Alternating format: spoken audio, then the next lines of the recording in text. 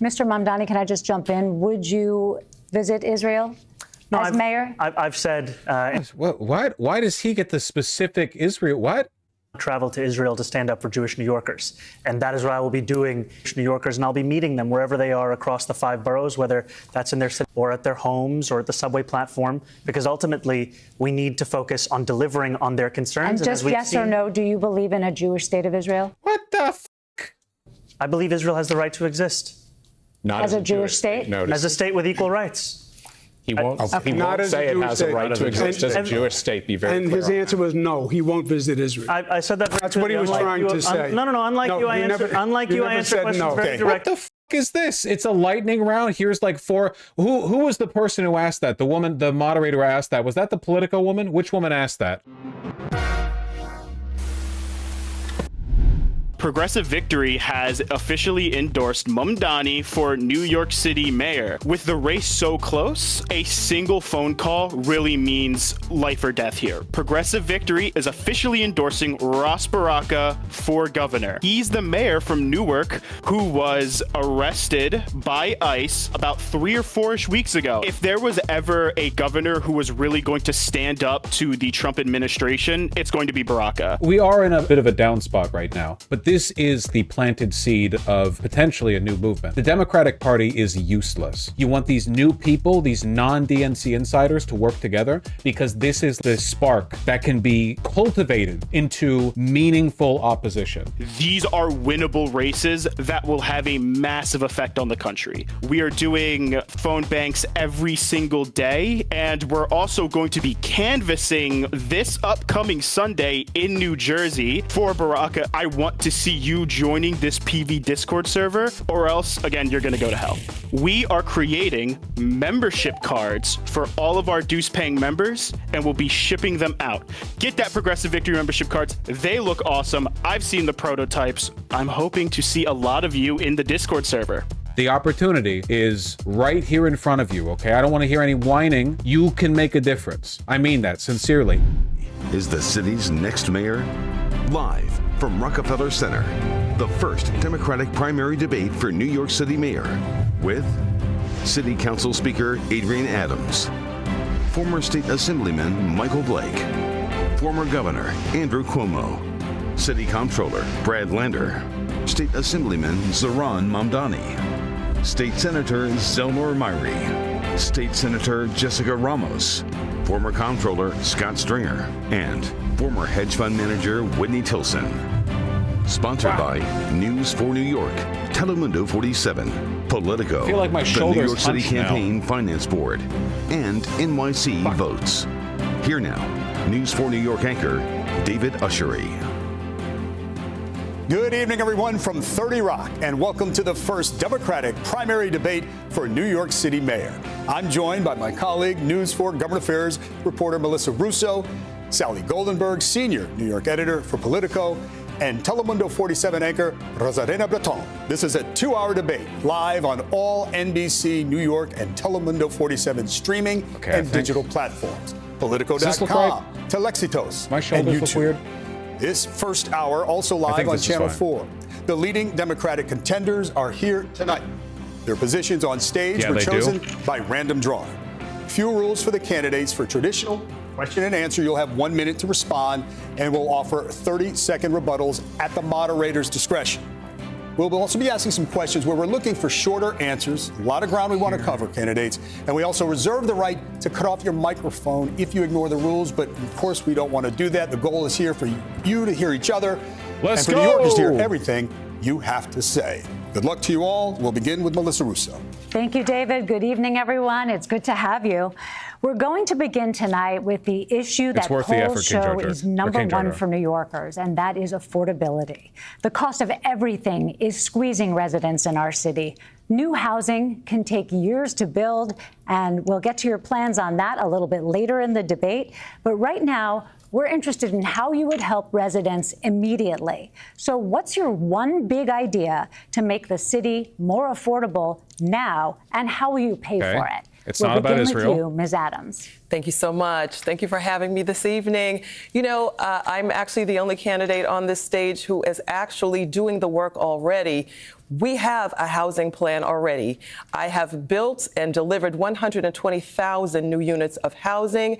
And now with the new proposal that we have in front of us, we have over 80,000 new units of housing that will be coming up and will be affordable to the people of the city of New York. New York is not affordable. I'm a mother, a grandmother, and I want my children to stay here, just like real New Yorkers want their children to stay here. Thank you, Ms. Adams. I should remind everyone, this is a 30-second answer. We'll go to you next, Mr. Lander. Eric Adams. Thank you, Melissa. Good evening, everyone. Congratulations on your transition. I'm Brad Lander. I'm the New York City Controller. I'm a lifelong affordable housing activist, and I'm a proud Brooklyn dad. Tonight, I'll show you that I'm the only one in this race with the progressive values to make this city more affordable, with the public integrity to sweep away the corruption of Eric Adams and Andrew Cuomo, and with the proven management experience, having already delivered over 50,000 affordable homes to actually deliver on my promises. I'll get 500,000 homes built over the next 10 years. This guy's okay.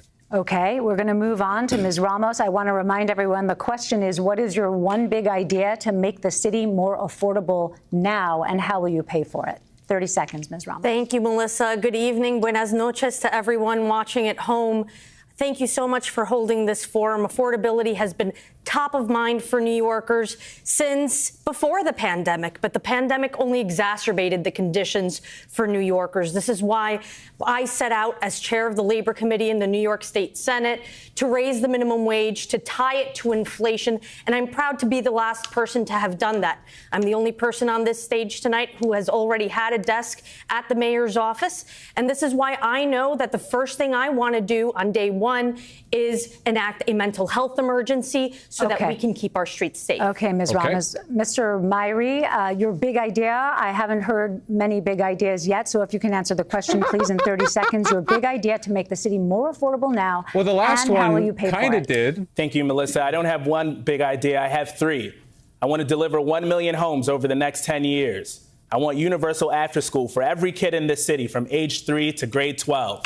And I want to extend pre-K and 3K past 2:30 p.m. to 6 p.m.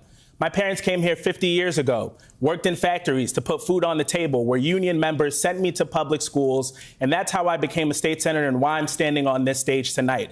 That same opportunity needs to be restored for so many New Yorkers, and that is why new leadership is needed, not the leaders of the past that caused the problem. Thank you, Mr. Myrie. Mr. Cuomo. Thank you. Thank you very much. And thank WNBC and Telemundo for hosting today in Buenas noches. I'm running for mayor because I think the city is in real trouble. I think we have a management crisis between the Adams and Lander administration. I think we have a fiscal crisis where the city is actually spending more every year than it is taking in. And I think we have a societal crisis where we have division and hate. On affordability, raise the minimum wage, put more money in people's pocket, more child care, after-school care, and then, of course, build affordable housing. I was the HUD secretary. I know how to do it. Very good. Thank you. I'm turning it over to Rosarina. Thank you, Melissa. Bienvenidos a todos. Thank you so much for being here tonight. We're going to ask the same question again, but please listen carefully. You have 30 seconds to answer. What is your one big idea to make the city more affordable now, and how will you pay for it? Again, 30 seconds, Mr. Chilson. Yeah, thank you for having me. Now it may take a couple of years, but I think we need to address the housing crisis. Most of the people on this stage have called to freeze the rent, but I want to go one better. I think we need to drop rents by 20% by unleashing the private sector to build a lot more housing. This isn't pie in the sky. New York did this 100 years ago. Austin has done it just in the past 3 years. So the key is, though, is to ease the zoning restrictions and all the other regulations that are tying Thank you, Mr. private sector. Thank you very much, Mr. Mamdani. Deregulation, private industry. Thank you so much for having me. We are live here in the most expensive city in the United States of America. 1 in 4 New Yorkers are living in poverty. And I am running to be your next mayor to make this city affordable. I will do so by freezing the rent for more than 2 million rent-stabilized tenants, by making the slowest buses in the country fast and free, and by delivering universal childcare. And I will pay for this by taxing the 1%, the billionaires and the profitable corporations that Mr. Cuomo cares more about than working-class New Yorkers. I will ask them to pay their fair share so we can have a city that everyone can afford. Thank you so much for that, Mr. Blake. Can I jump in for one moment? Mr. Mamdani, how will you convince Albany to pass that tax increase? Because from what we've heard from Governor Hochul, it's not really something that she's thinking about. We doing this? How can you guarantee that will happen? So I have experience in this, actually, because in my first year in the state legislature, I came to Albany, where we had a governor then who didn't want to raise taxes on billionaires and corporations. That was then Governor Cuomo. And we actually overcame his objections, raised $4 billion in new annual revenue, and finally funded the very public schools that he had starved for so many years. Thank you very much. We have to go with Mr. Another shot. He's As jabbing. a South Bronx native family of Jamaican immigrants, the way we actually address affordability is by ending credit scores and increasing income limits for housing applications and having universal child care that is happening not just after school, but throughout the weekends. We pay for this by having a vacant apartment tax for those that are not living in New York City, by withholding taxes to D.C. that Trump tried to take against us, and making sure, as much as I love the Knicks, and I'm sorry they fired Tibbs, but they had to, you have to tax what's happening at Madison Square Garden. That is how you pay for it. That is how we have affordability. Thank you, Mr. Blake. Mr. Stringer. I want to actually put forth a program that can get done for young families and for the people who built this city. And it's very simple. We need to use city-owned vacant land, 1,000 properties, and transform that land into affordable housing. That property should go to not-for-profits, to limited profit developers, not the luxury developers that fund Andrew Cuomo's campaign, but the developers that can actually build the Mitchell-Lama 2.0 that we need. We owe it to the people who built this city and are now fleeing the city because they can't afford to live here. And we need to welcome the next generation of New Yorkers who will be here if we give them hope and opportunity and affordability. Thank you, Mr. Stringer. Sally Golden. Thank you. Now let's turn to President Trump, who looms large over the city, given his proposed funding cuts and his interest in hometown affairs. Yeah, because of the tower? Democrats say they want a mayor who will stand up to him. Mr. Cuomo, you've branded the president a bully. Mr. Stringer, you called him a schmuck. And Mr. Lander, you put his name on a car and crushed it in a TV ad. But voters want to know how you will actually deal with the president if you are elected mayor. We have questions for each of you, and you'll all have 1 minute to answer. Mr. Cuomo, we'll start with you. You have experience collaborating and battling the president. Currently, his Justice Department is investigating you, following a criminal referral from Congress alleging you lied during testimony about your involvement in a report that undercounted nursing home deaths during COVID. Okay. With that probe underway, how do you ensure voters that you would not be compromised in your dealings with the president Holy if you were shit, elected good mayor? question. Yeah. Well, this is what Mr. Trump does, right? He started an investigation against me, against Kathy Hochul, against Senator Chuck Schumer, against Hillary Clinton. This is one of his tactics. I know how to deal with Donald Trump because I've dealt with him before. Many times, we've had many encounters. We fought on a daily basis. You sent through his COVID, supporters to nursing homes with COVID. I won many of those battles. I fought him on ICE. This is not the first time he's brought ICE to New York. He's done that before, and we fought him and we won. So he can be beaten, but he has to know that he's up against an adversary who can actually beat him. And I can tell you this, I am the last person on this stage that Mr. Trump wants to see as mayor, and that's why I should be the first choice that for the people of the city Trump has spoken positively to of have as Cuomo. mayor. To follow up on that, though, Democrats also raised some concerns about your testimony, so it wasn't only Republicans. But just putting partisan politics aside for a minute, how would you respond to voters about the congressional findings of your involvement in that report?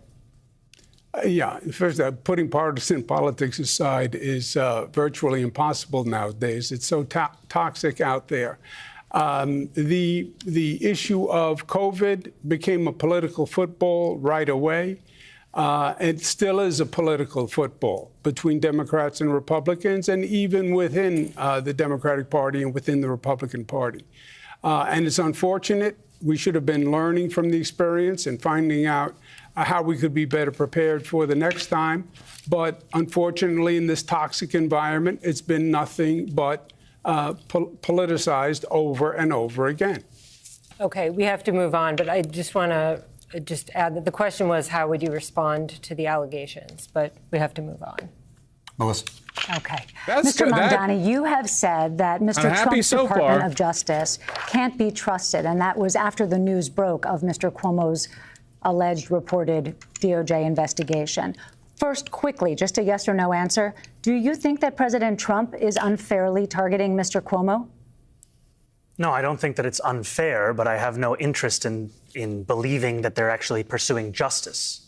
Okay. Second part of my question. And to be clear, it's not unfair because Andrew Cuomo did lie to Congress, but ultimately we know that the Trump Justice Department and the Trump administration as a whole is interested more in vindictiveness and persecution of political enemies than in anything to do with justice. Okay, so moving forward, you are also a socialist, and because of that, why wouldn't President Trump target you and, by extension, target New Yorkers? You have 1 minute. President Trump will target whomever is the next mayor of the city. President Trump even targeted his, in many ways, accomplice, Mayor Eric Adams, who has collaborated with the Trump administration at almost every opportunity. And still, in the midst of that collaboration, we saw that New Yorkers are being taken off the streets in their apartment building lobbies. We have $80 million being taken out of our city bank account. So I don't think there's any question that there's any mayor here that will be free from being attacked by Donald Trump. What's more important, however, is that we have a mayor who will actually fight back. And that's what I will do. God. I am Donald Trump's worst nightmare as a progressive Muslim immigrant who actually fights for the things that I believe in. And the difference between myself and Andrew Cuomo is that my campaign is not funded by the very billionaires who put Donald Trump in D.C. I don't have to pick up the phone from Bill Ackman or Ken Langone. I have to pick up the phone for the more than 20,000 New Yorkers who contributed an average donation of about $80 to break fundraising records and put our campaign in second place. Okay, Mr. Cuomo, you want to respond to that? Yeah, please. No, I don't, actually. Mr. Mamdani is very good on Twitter and with videos, but he actually produces nothing for him to accuse me of lying. He also called President Obama a liar and said President Obama was evil. So take everything with a grain of salt. He insulted DNC insiders. Mr. Mamdani like a hot knife through butter. He's been in government 27 minutes. He passed 3 bills. That's all he's done. He has no experience with Washington, no experience in New York City. He would be Trump's delight. All right, brief response, Mr. Mamdani, then we have to move on. Look, it's true that I don't have experience with corrupt Trump billionaires who are funding my campaign. I don't have experience with party politics and insider consultants. I do have experience, however, with winning $450 million in debt relief for thousands of working-class taxi drivers and actually delivering it to the working-class people. Thank you, Mr. Mamdani. Mr. Lander, you've presented yourself genuinely as a tough-talking so far, Trump this couldn't be going resistor, better. but as mayor, you're expected to deliver, including aid for the city. So how can you do that if you're always at war with the president? You have 1 minute. Look, when Donald Trump and Elon Musk stole that $80 million from New York City's bank account, I uncovered it, I rang the alarm bell, and I forced the mayor into court to get it back. You stand up and fight. You go into court when you are in the right. 1 week after he was elected, I became the first financial officer anywhere in the country to lay out where all that federal money comes into our budget with a really concrete plans for how we put money in reserves so we'll be able to respond. But look, with all the corruption that's in Washington, we can't have corruption here in New York City as well. It's not only that Andrew Cuomo lied to Congress, which is perjury, he also lied to the grieving families whose loved ones he sent into those nursing homes to protect his $5 million book deal. That's corrupt. That's what I crushed in that junkyard. So when I'm mayor, I will stand up to Donald Trump. I will make sure that we've got a budget that's ready. So when they come for our Medicaid, we've got an independent authority ready to keep providing reproductive health care, housing, and education for all. Mr. Cuomo, would you like to respond? Yeah, please. Mr. Lander is a little loose with the facts. If he wants to talk about the facts on nursing homes, we'll talk about the facts. He's just parroting Trump's allegations, I said it long before he did. Which were actually disproven by the federal government now. Which ones are you talking about specifically? In terms of the rate of deaths in nursing homes, New York is number 38 out of 50. Number 38. Only 12 states had a lower rate of death. This is a really good hill to die on. Which is really something when you consider that we had it first and worse than anyone else. And when it comes to corruption, Mr. Lander knows corruption because his office approved $500,000 of contracts to organizations associated with his wife, Okay. which he said his but deputy I would really just like to clear even one, though the deputy reported to him. I would just like to clear one thing up, it's Mr. part Cuomo. of the corruption of the city. It's a lie, and you know it. Every word. Yeah. Lies I hear all the you. time. But the question is whether or not it's political and whether or not your congressional testimony was truthful. Were you, now that you've had time to reflect, involved in producing that report that undercounted those nursing home deaths? Oh, there was no doubt that my administration produced the report, and it did not undercount the deaths. Okay, but you're still saying you were not involved in producing it. It's very clear. That's the Trump line, the MAGA line, right? Because this was during the Trump reelection. Okay. The New York reports always counted the number of deaths where they occurred, in a nursing home or in a hospital. Okay. Now that all the dust is clear. Okay, we have to move on, though. We have to give other people a chance. Everyone fucking hates him, dude. It's a very easy answer. All right, hold on, candidates. Did you lie to Congress? All right. Will you acknowledge the deaths? Okay. I mean, it's a very black and white. Okay. Did you lie to Congress, or will you acknowledge the death? 15,000. Literally, Cuomo's being a lightning rod. I genuinely think if Cuomo wasn't in this race, Mamdani would be getting the attacks. But because Cuomo's here, he's actually being the lightning rod. He's doing his job. People died, and he's good job, Cuomo. Keep it up. All right, here's a chance to answer the question as Melissa presented it. Yes. Mr. Cuomo. No, I told Congress the truth. No, we did not undercount any deaths. When they are all counted, we're just keep talking about this the whole time. 50, it's Mamdani versus Cuomo, okay? If he does poorly, Mamdani wins. Other states went through, we had it first and worst, and that only 12 states had a lower rate of death. We should really be thanking the women and men who worked in those nursing homes and did an extraordinary job. Okay, very quick yes or no follow-up, if I may. Just the question is, were you involved in the producing of that report? It's just a yes or no question. I was very aware of the report. I spoke to it at press conferences. No, before it was released, Mr. Cuomo. The question is about the production of the report. Okay, we're going to move on. We're not getting an answer. We're not going to stand by the report. It was just to whether or not you were involved. Let's move on. Okay. Mr. Myrie, Mayor Adams and Governor Hochul have negotiated with Trump. Former Governor Cuomo has as well. As mayor, what experience would you bring to the table? They're sending him to the nursing President home. Trump? Well, let me just say to the people watching at home who are afraid to send their children to school, to the families who are afraid to show up to court proceedings, seeing agents snatch people up doing the right thing, I want to speak directly to you in this moment because you're not hearing that communication. You're not hearing about a mayor that is going to stand up and have a backbone to stand up for our city. I'm the son of two undocumented immigrants who came here for opportunity. My parents could take me to school. They could take me to the hospital without fear of deportation because they knew the city would have their back. That's the kind of mayor that I'm going to be. One that stands up when necessary. Of course, we're going to work with the president when it's in the best interest of the city. But what he has demonstrated over these past 6 months is that he is not interested in helping this city. We have to grow our tax base so that we can be independent from the federal government. And that's why I have a plan to deliver 1 million homes over the next 10 years. It's why I want free after school for every kid in this city. And it's why I want to extend pre-K and 3K to 6 p.m. Thank you, Mr. Myrie. Rosarina? Thank you, Melissa. Ms. Ramos, vamos a hablar de Trump ahora. You talked about fighting President Trump, but you also said in a campaign questionnaire that you seek partnership with him. How do you envision working together with him? You have a minute.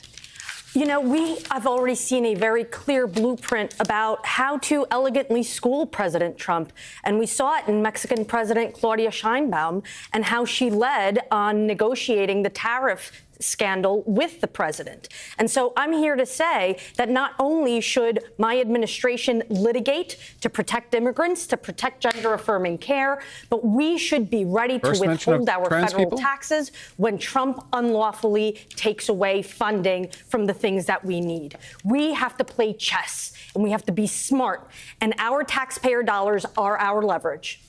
Thank you, Ms. Ramos. Mr. Stringer, the next question goes to you. Fighting Trump has been a key element of your campaign. Is there anything that Trump wants that you will be willing to give him in exchange for something that the city needs? You have a minute. Look, this is why it's so critical to elect a mayor with real experience. Experience negotiating, experience understanding what the stakes are here. Look, Donald Trump is coming for New York City. He's hell-bent on collapsing the social safety net. He wants to pick kids off the streets, but he also wants to destroy everything we've built in America, in this city. So I know how to fight him because I fought him in Trump 1. When he was coming after us, I managed to divest $4 billion from fossil fuel. I divested from private prisons. I divested from gun manufacturers. He didn't slow me down. He sped me up. But right now, we need a mayor who's going to put aside $1 billion in a very, very rainy day fund. Social media people are posting clips at lightning speed. That the banks and the next controller come to the table and strategize about how we have a short-term plan to get the city to the congressional elections. No one has more experience in city government and knows how to do that than But Mr. Stringer, the question is, if he wants something in exchange, will you give it to him? I'm not quid pro quoing with Trump. What I'm going to do, and this is my strategy, is I'm going to organize the same thing that happened during the days when Ford said to New York, drop dead. We're going to go to the business community. I'm going to go to our congressional leadership, Schumer and Jeffries. I'm going to organize this city and the city government to wage a fight in Washington to protect the epicenter of the national economy, which is New York City. Thank you very much. We're going to move on to Mr. Tilson now. And the question goes to you, saying you've been blasting Mr. Trump since 2016 when you call him El Diablo in Spanish, the devil, as mayor. How can you make a deal with him? We're talking about pact with the devil. Look, I think I've been fighting Trump and Trumpism since long before then, since he came down that escalator 10 years ago this month.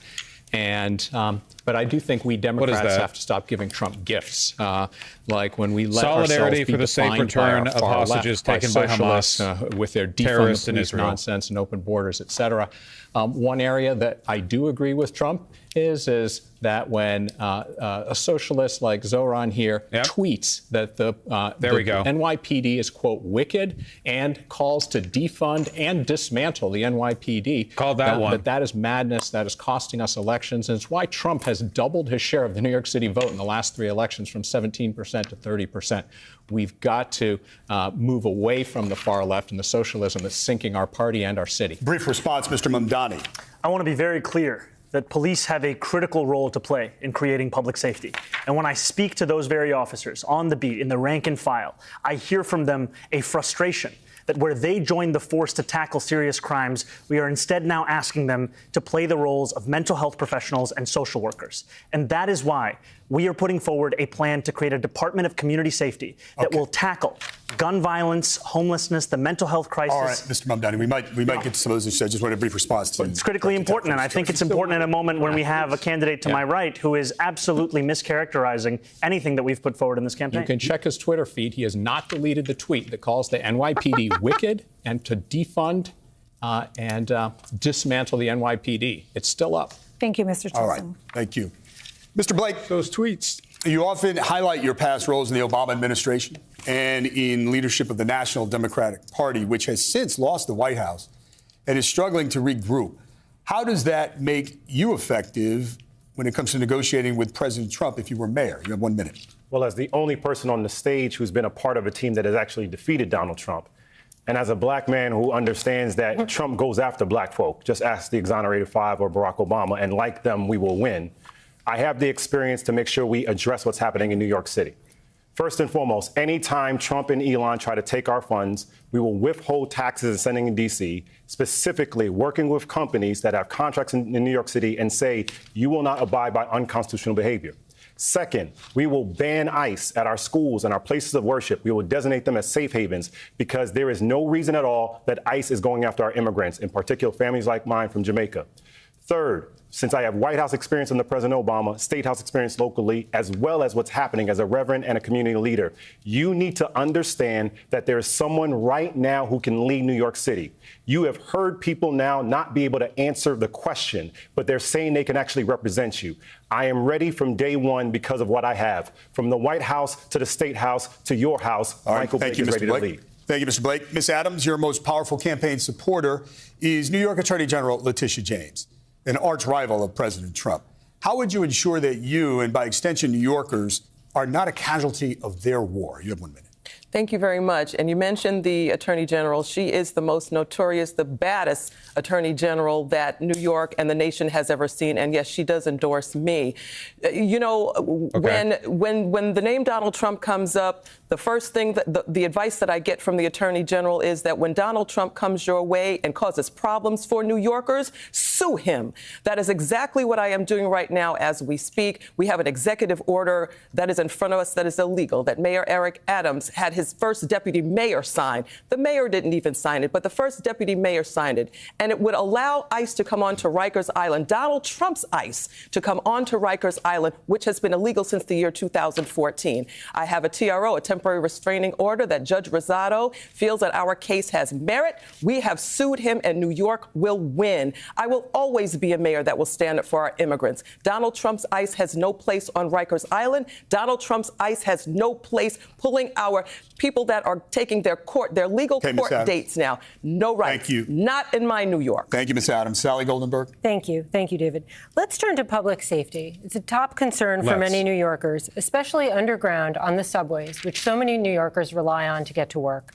We're seeing fewer robberies and overnight 2 cops on every train, but still many New Yorkers simply don't feel safe on the subways. We'd like to know what plan each of you have to change that. You have 30 seconds, and we're going to change the order and start with you, Ms. Ramos. How they feel. Thank you, Sally, for the question. You know, right now, we want to make sure that we are recruiting and retaining police officers. This is why I'm offering a workforce housing initiative to make sure that we help them be able to keep New York City their home. We want to attract them here. I want to increase their entry-level pay. I want to stop investing taxpayer dollars in robocops and toys and actually think about the officers themselves. But we have to assess deployment and upskill our EMS workers to respond to mental health emergencies. Thank you, Ms. Ramos. Mr. Myrie. Thank you. I take the train every single day. I took the 5 train to this debate. So I'm experiencing exactly what New Yorkers experience, and that is things feel different on our subways. People tell you that you shouldn't believe what you're experiencing, that the numbers are down and that you should feel more safe. But that's why people tune out of politics. Here are the facts. Things feel different, so here's what I want to do. I want police and clinician teams 24/7, 150 of them throughout the city. I want to ensure that everyone feels safe no matter what neighborhood they're in. And I want to ensure that we do that on my first day. We're at time. Thank you. Mr. Cuomo, your plan to make the subway safer. Yeah, part of it is we have to admit what we did wrong. The people on the stage, almost without exception, were all defund the police. Mamdani dismantled the police, reduced the police by 3,000.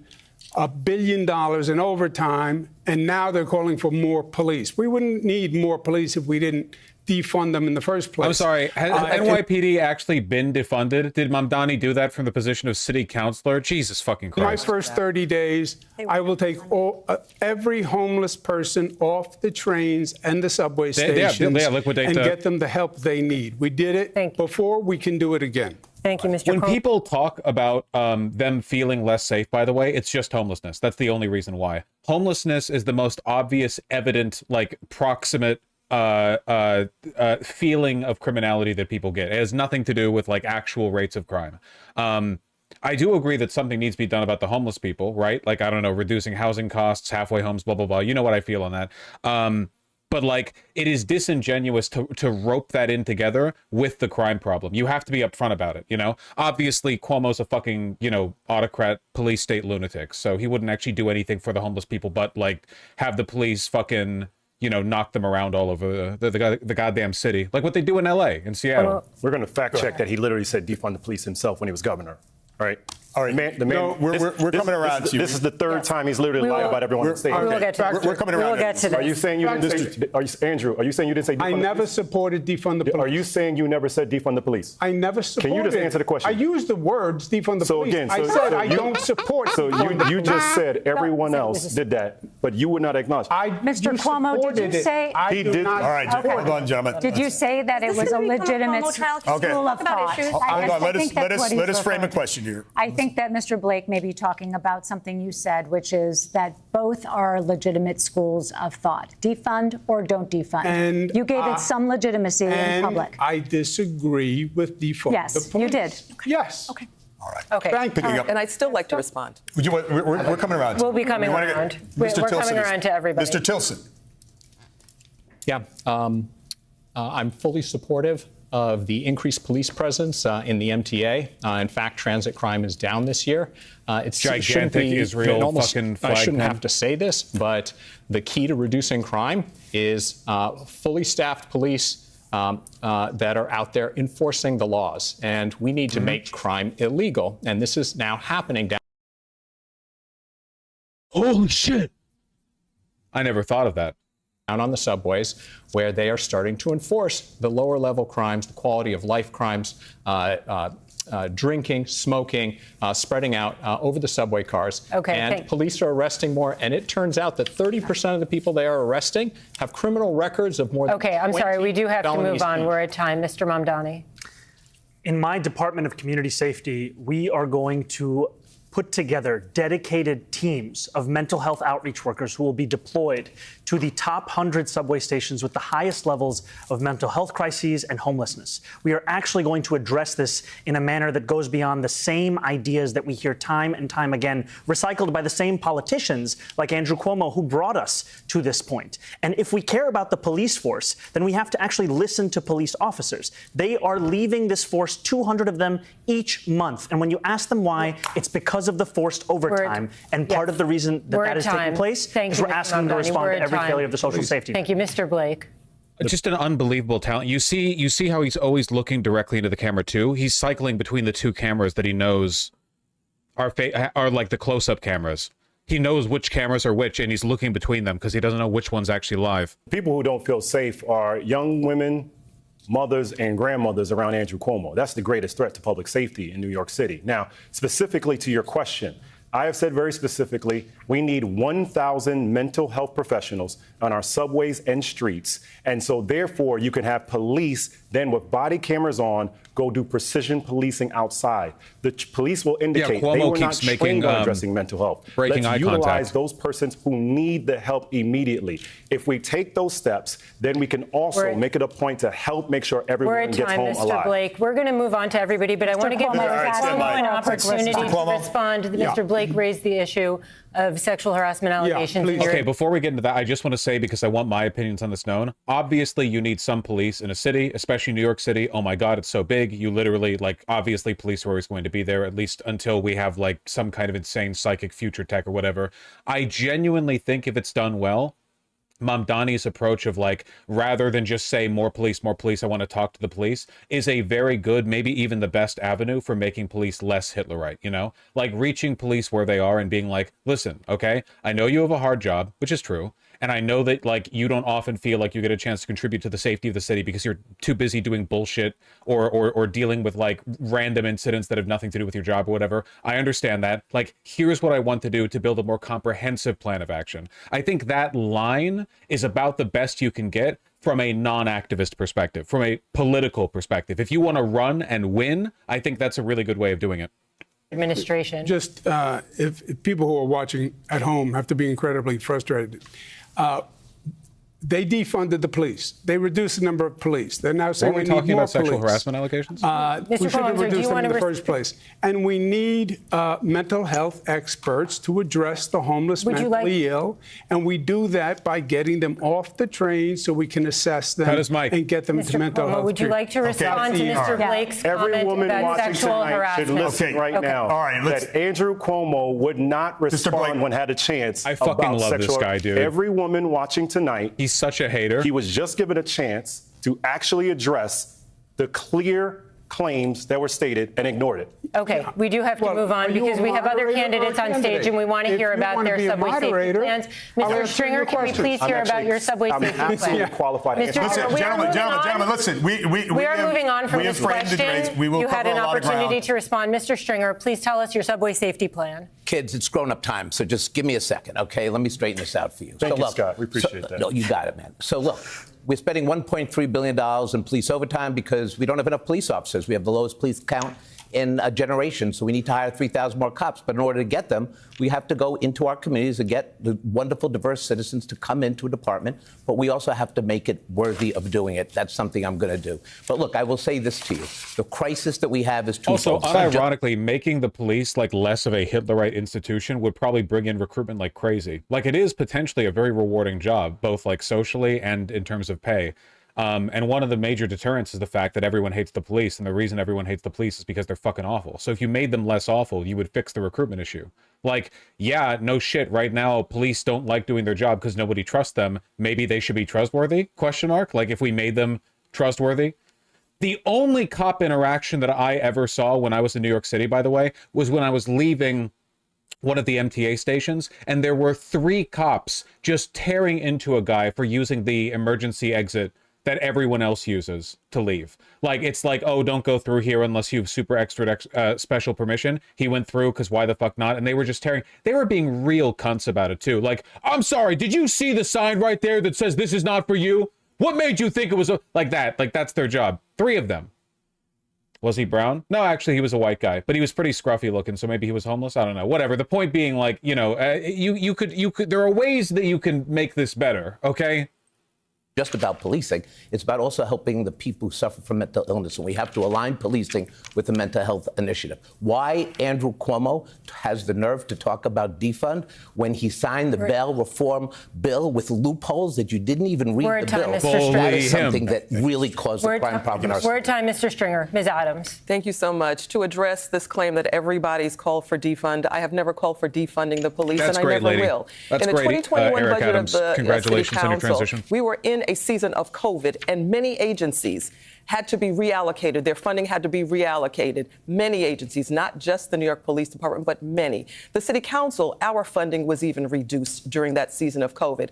But my public safety agenda calls for police to be taken out of social work and mental health, for our police to be paid what they are worth. We have always supported a budget that reinforces our police department. Thank you, Ms. and Adams. we always will We're do at that. time. Mr. Lander, again, the question is about looking forward, your subway safety plan. Yeah, I've got a dear friend whose middle school daughter, who takes the train to school, was pushed to the ground by a homeless person with serious mental illness. This is a big deal for all of our families, which is why I have a ready on day one, detailed, clear plan to end street homelessness for people with serious mental illness. We don't have to be a city where a couple thousand of our mentally ill neighbors cycle from subway to street to hospital to jail and back again. It's a plan called Housing First. It will work. No, that he's correct, and that sells. Yeah, Housing First is how you do it, for sure. Yeah, it is true that like even a tiny percentage of the population of a city being homeless basically like ruins the city. Especially something like a subway where you like there are people sleeping on the benches or whatever, like inside the subways, you know. You have to go back, though, because in the prior round, the former governor told a lie sourced from Twitter about my wife. And when I go home tonight, I better be able to make clear it's 100% false, and he knows it. Thank you, Mr. Mario Lander. Cuomo famously campaigned in Poland. Thank you, Mr. Lander. We're going to move on. This can only be settled with blood. Okay, you have to attack him. Okay. Please don't talk. Please don't talk. We're going to try to get Cuomo. much Let your in as we fists can. If you lie about my wife, I'll be good the rest of the time. Thank you.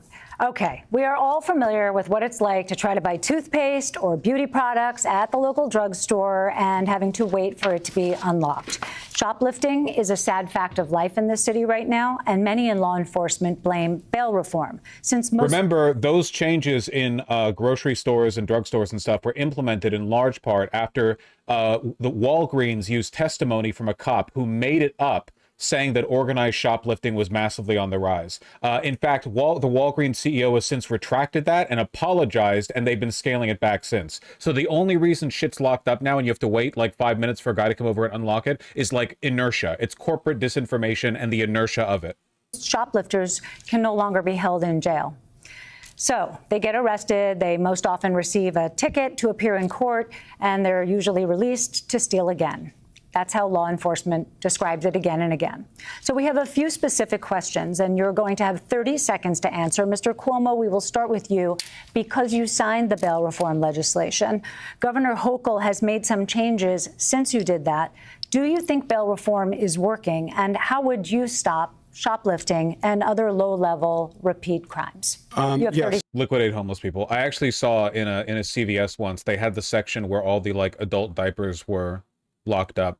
That shit, dude, that they're gonna shit themselves. There's no fucking way people are like, ding-a-ding-ding, can somebody come over here and unlock the like, yeah, I need the adult diapers, hemorrhoid cream, yeah, can we, yeah, please, like the home enema kit, can we get all this, please? Jesus Christ, man. Humiliation ritual. seconds. Yes. Just to go back, if Mr. Lander says his office didn't approve 500,000 contracts, that his deputy approved, affiliated with his wife's organization. Every word a lie. The deputy reports to him.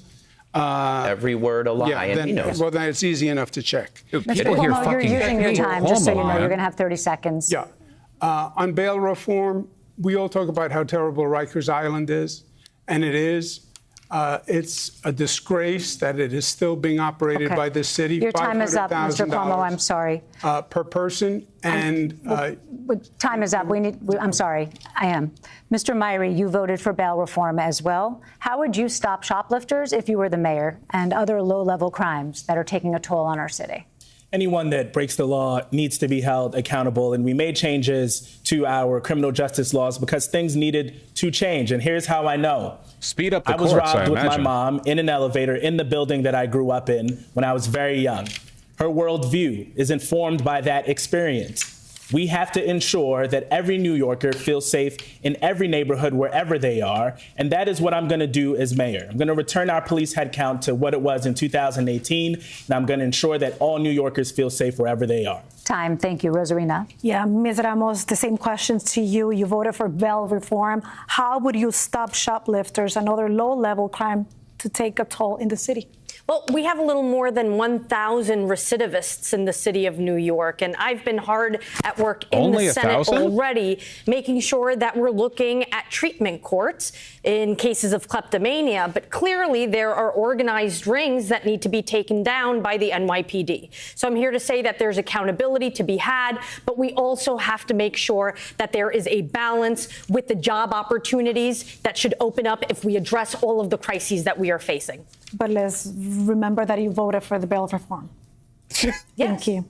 Mr. Mamdani, you opposed to rollbacks to bail reform, and you do not want to hire more cops above the current authorized levels. How would you stop shoplifters and these repeat offenders? What's your approach? I want to sustain the headcount that we have in the police department. And I want to listen to police officers who are leaving in droves from the department because they're being asked to do the work of mental health professionals and social workers. Right now, police officers pick up hundreds of phone calls a day that are mental health crises, hundreds of thousands a year. That's not the work that they signed up to do. And when it comes to shoplifting and retail theft, not quite the answer needed. when the key here is to listen to workers themselves. They have spoken time and time again about the need for increased staffing in our Walgreens and our Duane Reades. And when it comes to organized crime, you very much. we have to ensure the police actually hold them accountable. Thank you, Mr. Mamdani.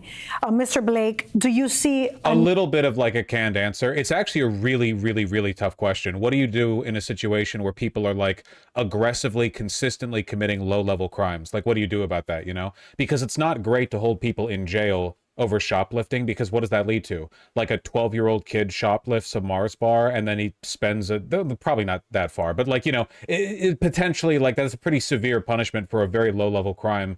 But also sometimes there will be people who just go into a store with a bag and they will just pull everything off the shelf into the bag and then fucking leave. And it takes 30 seconds and the cops will never get there fast enough. And then it's like, do you really think the cops are going to do the fucking like detective work to piece together surveillance camera footage to like find out which car the guy got into later and then track him down to the... No. So it's like pretty hard to stop, you know? Need for change to the bail reform, and how would you end the retail theft as mayor? Absolutely. So I proudly supported it when I was in the assembly because Khalif Browder was my constituent. When we talked about raise the age and bail reform and speedy trial, we had to do that. But we need to make it different and stronger now. And to your question, that means we have to hold repeat offenders more accountable, be much more attentive to that degree. But the broader dynamic, if we help New York... I do probably agree with that, though, that like we might be going a little bit too easy on recidivists. I feel like if you have 20 shoplifting charges within a year, like past a point, it's like, okay, we're at least going to hold your ass in jail while we wait for some kind of court arrangement, you know? Maybe some kind of like recidivism triggered or like prior triggered bail reform condition where like, okay, you know, if you have like a few priors, no, but if you have a lot, yeah, like, come on, man. Workers make and keep more money in their pocket in the first place, then we wouldn't have people speaking about shoplifting. That's why we need to have local median income. That's why we have to have guaranteed income. That's why we have to help people on the front end so we're not talking about them being arrested on the back end. Thank you so much, Mr. Blake. Sally. Thank you. Mr. Stringer, we're going to... Like a 3 strikes law. The 3 strikes law was like third felony, you go to jail for a minimum length of time, or prison for minimum length. That's what I'm talking about. Not what I'm talking about. I'm talking about like holding people in jail after a certain amount of recidivism, which is different, right? You're not like automatically sentencing them with a certain duration in prison. You're just holding them like while we wait for the court to come up, you know? Go to you with the same question. Do you see a need for any further changes to the state's bail laws, and how would you tackle retail theft as mayor? Well, look, I've seen retail theft in my own neighborhood, walking into a Duane Reade with my kids and just seeing the shelves empty and then having to push a button, wait 10 minutes for a young staffer whose job is not to be my personal shopper. This is wrong. And that's why we need to put cops on the beat, working with the small businesses to root out the people who are constantly coming back to do this. But we also have to make sure that the people who are doing the stealing also have opportunities to get them the housing and the services that they need. See, we have to walk and chew gum at the same time when it comes to criminal justice. I just want, since you used your time, just a yes or no question. Do you see a need for further changes to the state's bail laws? Just yes or no. Look, I think right now it's been changed a couple of times. Okay. When Cuomo, let me just say, when Cuomo signed it, he didn't do the work of a mayor or governor. The mayor and the governor are supposed to go through legislation and find the loopholes, and he didn't do that, and that's too bad. We're moving on to Ms. Adams. Ms. Adams, same question to you. Do you see any need for changes to the state's bail laws, and how do you plan to tackle retail theft as mayor? Well, the state just made some adjustments and some tweaks, so let's see how that goes. We need to take a look at the ringleaders at the higher levels of the folks that are carrying and actually doing the stealing. Low-level criminals are wasting away on Rikers Island. Some have committed suicide under this current administration. So what we need to do as far as public safety is concerned, I will fill the over 2,000 vacancies within the NYPD in my first 8 months as mayor. This is what we need to look at. Others are looking at bringing in thousands and thousands of police officers. We have vacancies to fill. This will work. This is what our NYPD needs, better management. Okay, thank you. Mr. Lander, do you see a need for changes to bail reform, and what would you do as mayor about this retail theft?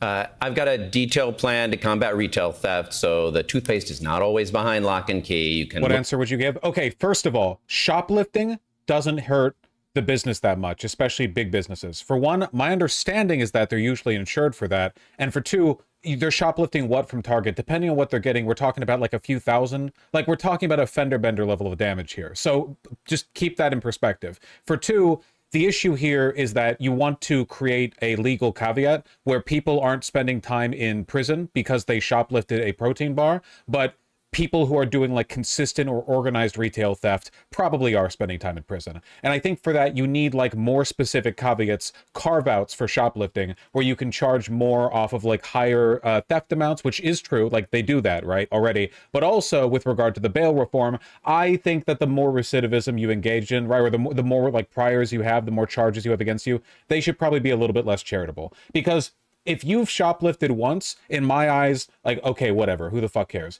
If you've been like charged with shoplifting like 30 times, eventually you have to expect the state's gonna catch up to you a bit. And I don't necessarily think that's a bad thing. I just think it's really fucking complicated. And I do not think anybody can give like a clear, short answer to this question. How to stop shoplifting? Jesus, where has anyone succeeded in that, you know?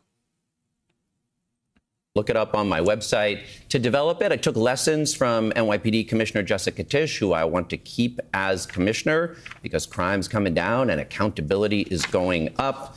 It involves giving a panic button, essentially, to retail stores so they don't have to call 911. They can report quickly. Investigations can be thorough. And I've actually taken the idea from the conservative Manhattan Institute that drug treatment courts need to be central in our response. Thank you. You just named two of my bills, the Retail Worker Safety Act with panic buttons and my mental health court expansion. Ranked choice voting. Quick response? Okay. Ms. Mayor. All right, thank you.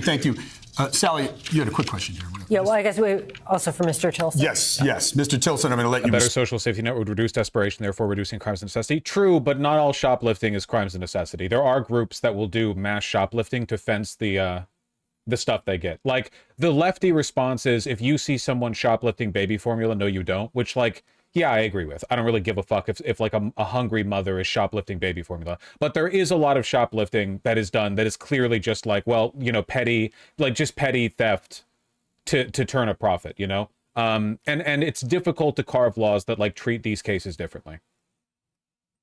Respond, but just on that, Yeah, I guess because Mr. Lander brought her up, just a quick show of hands, who else would keep Jessica Tisch as police commissioner? Okay, thank you. I haven't decided yet. Okay. Correct. All right. Mr. Tilson, you said you would cut crime by 50%. Do you want changes to bail reform? What can you do to tackle this low-level crime? Yeah, well, I do very much believe we need to make substantial changes to bail reform and discovery reform, both of which went too far. Like what I said earlier, we basically decriminalized all low-level crime. Shocker, it went way up. So wow, what a shocker. The guy with the giant Israel hostages flag is the most tough on crime person here, apparently. Phenomenal. To have more police officers enforcing the law, and we need to change the legislation such that prosecutors can actually punish repeat offenders. I just talked to a cop right here in Midtown North last week who told me they're down from 300 cops to 120, and they have to fill out so much paperwork when they make an arrest that the criminal is back out onto the street before they're finished with the paper. All right, Mr. Tilson, thank you. Rosalina. Thank you, David. Now we're going to talk about e-bikes. Bicycle deaths in the city have reached record heights in the recent years, with injuries also surging, many involving, of course, e-bikes. Just the past hour, Mayor Adams announced a plan to impose a 15-mile-per-hour speed limit on e-bikes. Do you believe this is the right way to improve? I agree with this. Just flat out, like the beginning, I agree with this. I feel like we're reaching a point where, because of lithium-ion batteries, e-bikes and e-scooters have gotten to be like a viable way of getting around the city. And as a consequence of that, there need to be like, we need to put limitations on them the way we have with cars. I'm okay with that. Safety. And what else would you do, Ms. Adams? You have 15. She said 15, not 50. 30 seconds to answer. Yeah, a lot of those, the e-bike riders are people that deliver food to our homes, and they have families as well. I do believe that there needs to be a closer look, which we are doing in the City Council as far as regulation is concerned, but we have to be careful. But this regulation with 50 miles per hour, is this the right approach to regulate it? Well, as the mayor normally does, he does not collaborate with the City Council. Wait, she is saying 15, right? Because 50 is higher than most e-bikes can go. I mean, that's extremely, that's like a car. She's saying 15, right? Which, had we done that collaboration together, we might have come up with a different solution other than 50 miles, and I believe is a 50. penalty, which we could have come together and realized something much more reasonable 50, for but that doesn't make sense. riders. Just to clarify. 15. Oh, they heard me. Okay, they heard me. Okay. 15 I miles. understand. Yes, I thank you. understand. Thank you, Ms. Adams. Mr. Lander. I think the pedal assist city bikes go 17 miles per hour, so that seems pretty good to me. But we've got to go upstream here to the folks that are causing this. Uber. 15 is way too low. I think 15 is fine in New York City. New York City is so dense. 15 miles per hour seems fine to me. It doesn't take that long to get around Manhattan, right? Like, I don't know. That seems fine to me. Maybe 20, I guess. But yeah, like there are people who will like drunkenly get on a city bike and then speed at like 30 miles an hour and run straight first into a pole. And probably that's not good. Eats and Seamless and DoorDash need to be held accountable for the trips that are taken where they're making money. They've got the data to keep folks safe. And, you know, you can't operate a car dealership in this city that sells cars without license plates to people without driver's licenses. So we've got to hold the sellers of mopeds accountable. Those are motor vehicles, and they need to be treated that way if you're going to sell them. They've got to have licenses. They've got to have license plates. They have to operate safely. I think that's fine. Like, an e-bike is more of a vehicle than a bike is. E-bikes are much heavier and they can go faster, right? Like the potential danger of careening into a pedestrian on an e-bike is a lot higher, especially because if you're riding a bike, you have experience riding a bike. Like if you own a bike that you're riding on, you have ridden that bike. But people can just hop on like a scooter or a city bike with no biking experience because they're like for rent. So you're not assuming that level of skill and familiarity from the get-go. Much heavier, much less experience, and often it's tourists taking them and they're drunk. So you know. Yeah, mopeds have license plates. Might as well have e-bikes have license plates. Mopeds are great. Ms. Ramos. Well, we have to end the criminalization of our delivery workers and bicycle riders. A lot of enforcement has now changed from civil summonses to criminal tickets, and that is leaving breadcrumbs for ICE and leaving many of our community members vulnerable. That being said, it is high time that we post speed limits and adapt our street design for the use of bikes and e-bikes. The fact is that we have to get them off the sidewalks. We have to make sure that they are abiding by the rules. And this is why we need public education in English, in Espanol, in all of the languages that our riders speak. Thank you very much. Mr. Myrie.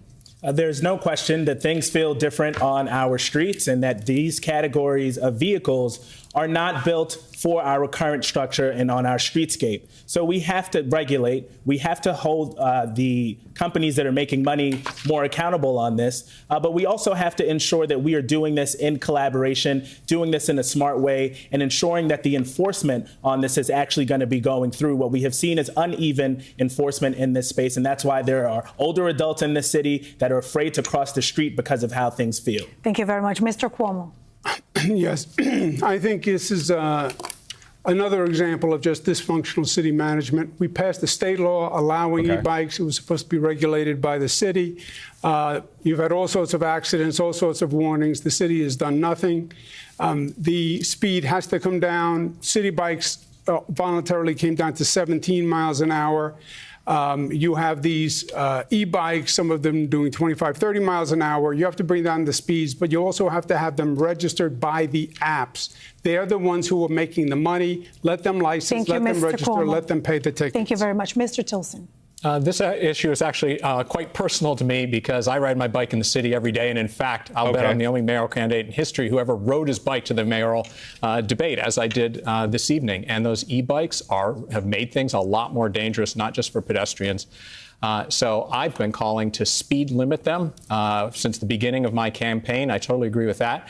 And I will tell you, just in the past couple of months, since police have started issuing citations, the e-bikes are behaving themselves a lot more. I see a lot fewer blowing through red lights, blowing up on the sidewalk. Thank you, Mr. Tilson. Let's remind you guys that these are the people taking, most of them, your food to your offices and your homes. Mr. Mamdani. You know, I find it ridiculous to hear Andrew Cuomo talk about how we need to regulate the apps when this is the very mayoral candidate who has a super PAC that received $1 million from DoorDash. How are you going to regulate DoorDash when they are giving you $1 million to influence your street safety regulations and your labor regulations? This model, this economic model, is one that doesn't just incentivize e-bike riders to break street safety laws. It often requires them to do so to make the Mr. Cuomo, do you want to respond to that? Yes. I work for the people of the state of New York, the people of the city of New York. I don't care who gave me what. I do what is right. And that's how I. But you don't feel compromised? That's how I've always run my. But don't you feel compromised? I just said the apps should be held responsible. They are the ones. Cuomo's argument is, don't worry, guys. Those megacorps gave me that money with no strings attached. Don't worry. We should have to license the bike, register the bike. They should be responsible for the fees. They're the ones who are making the money. Thank you, Mr. And in terms of who represents who. Thank you very much. We have to go to Mr. Blake. Mr. Blake. Just want to make sure we internalize that Andrew Cuomo just said, I don't care who gave me what. That's not a man who's actually going to break the corruption in City Hall. Every time this guy jumps in, it's hating. I love him. One of the reasons why we cannot have an increase of people getting tickets is that it will absolutely lead to the harassment of more communities of color and immigrants in particular. Now, we definitely have to focus on what's happening around speed limits, but also how to reimagine what our city can be, because we cannot continue to have a 2025 city with a 1905 infrastructure. Mr. Blake, we've laid out the vision at BlakeForNYC.com on how to address e-bikes as well as a new city. Mr. Stringer. Let me start by asking, just answering the question. Yes, I think 15 miles an hour is reasonable, and I think the mayor is right about this.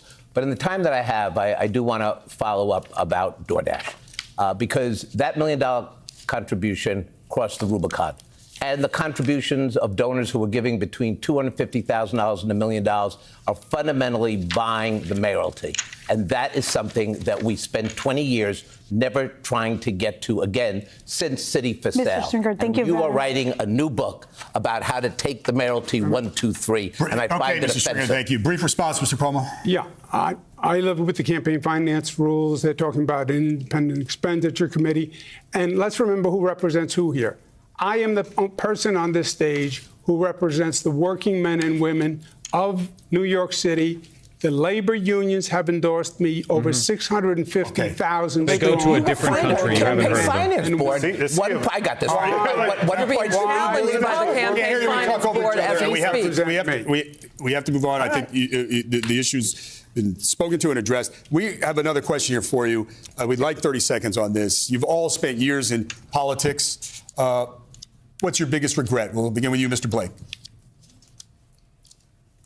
Well, right now it's dealing with the Campaign Finance Board, who is illegally not having me on the second stage, where they have now admitted in writing 4 times that they made incorrect determinations of my matching funds. And if you go to our website, you're going to see we challenge that. Is that a regret of something? Your regret in this? Or? Well, my regret is that I've been trying to have patience with the Campaign Finance Board. Okay, Mr. Blake, thank you. Mr. Mamdani, this biggest guy said regret in your years in everything. politics. Every time he speaks, he hates something. One of my regrets is having trusted the leaders within our own party, leaders like Andrew Cuomo. Yes. Because what we've seen is that kind of leadership has delivered us to this point where we are under attack by an affordability crisis on the inside and a Trump administration on the outside. And Democrats are tired of being told by leaders from the past that we should continue to simply wait our turn. We should continue to simply trust when we know that's the very leadership that got us to this point. We need to turn the page for new leadership to take us out. Mr. Tilson? Yeah, my biggest regret is that I didn't see Joe Biden's decline and call for him to resign earlier. It wasn't until after the debate that I became one of the loudest voices publicly, nationally, calling on him to step aside. But unfortunately, by then it was too late. Not even mentally present enough to defend Israel competently. Mr. What a Cuomo, shame. your regrets in all the years you've spent in politics. That the Democratic Party got to a point that we allowed Mr. Trump to be elected, that we've gotten to a point where rhetoric has no connection with reality, where a person who has served in government for several years, only passed 3 bills, believes they have the experience and credentials to run the greatest city on the earth. No other regrets. And the Democratic Party seems okay with that. Mr. Cuomo, this question was about your personal regret in your years in politics. I said I regret the state of the Democratic Party. That's not. No personal that we elected regrets. Trump. No regrets when it comes to cutting Medicaid or health care. No regrets when it comes to cutting child care. No regrets when it comes to slow walking PPE and vaccinations in the season of COVID to Black and brown communities. Really, no regrets. No regrets. We have to protect Medicare for city's retayees. Okay, we want everyone to be able to respond. Retirees. Okay, we want to respond to this, Mr. Cuomo. You only have a few seconds. Yeah, but no, I understand, but it's not. It's not fair. Accurate. Medicaid went up under me. I led the nation under COVID. Okay. I pushed President Trump to give us everything he had. Thank you, Mr. Cuomo. Right. I was there every day. You expressed it. Leading COVID. No regrets. I have to ask him something. Mr. Cuomo, I'm sorry. I'm sure that people at home must be wondering about your answer to this question, because we speak to voters throughout the city, and quite a few of them will say, I'm not sure exactly what happened with those sexual harassment cases. We know that you say you never sexually harassed anybody. You say you're running to restore efficient government and efficient leadership. But in the past, your leadership came with what more than one investigation concluded was a toxic work environment, especially for women. And some of those cases are still ongoing. So I just want to ask you, since we're talking about regrets, you have apologized to some of those women back when you were still governor. What do you say to voters now, looking ahead to your potential mayoralty? Are you doing anything differently? And why should they believe that that same situation won't happen again? Yeah, Melissa, let's just make sure we have the facts. A report was done 4 years ago making certain allegations. I said at the time that it was political and it was false. 5 district attorneys, Democratic, Republican, short, tall, looked at it all across the state, found absolutely nothing. One case has been resolved. I was dropped from that case. I said at the time that if I offended anyone, it was unintentional, but I apologize. And I say that today. There was also a Justice Department investigation, but we'll move on because we're out of time. We detoured there because of the issue raised, but we also want everyone to respond. Mr. Myrie, biggest regret in politics? I regret not having secured more funding for after school earlier in my career, but I want to turn to Andrew because during— These are short answers, Mr. Myrie. I have 30 seconds, correct? Yes. When I was in the ICU during COVID, writing legislation to protect my community, you were the most powerful person in this state, and you were in the governor's mansion taking a $5 million deal. Do you regret taking the $5 million, and will you give it back? Yeah. First of all, that's not true.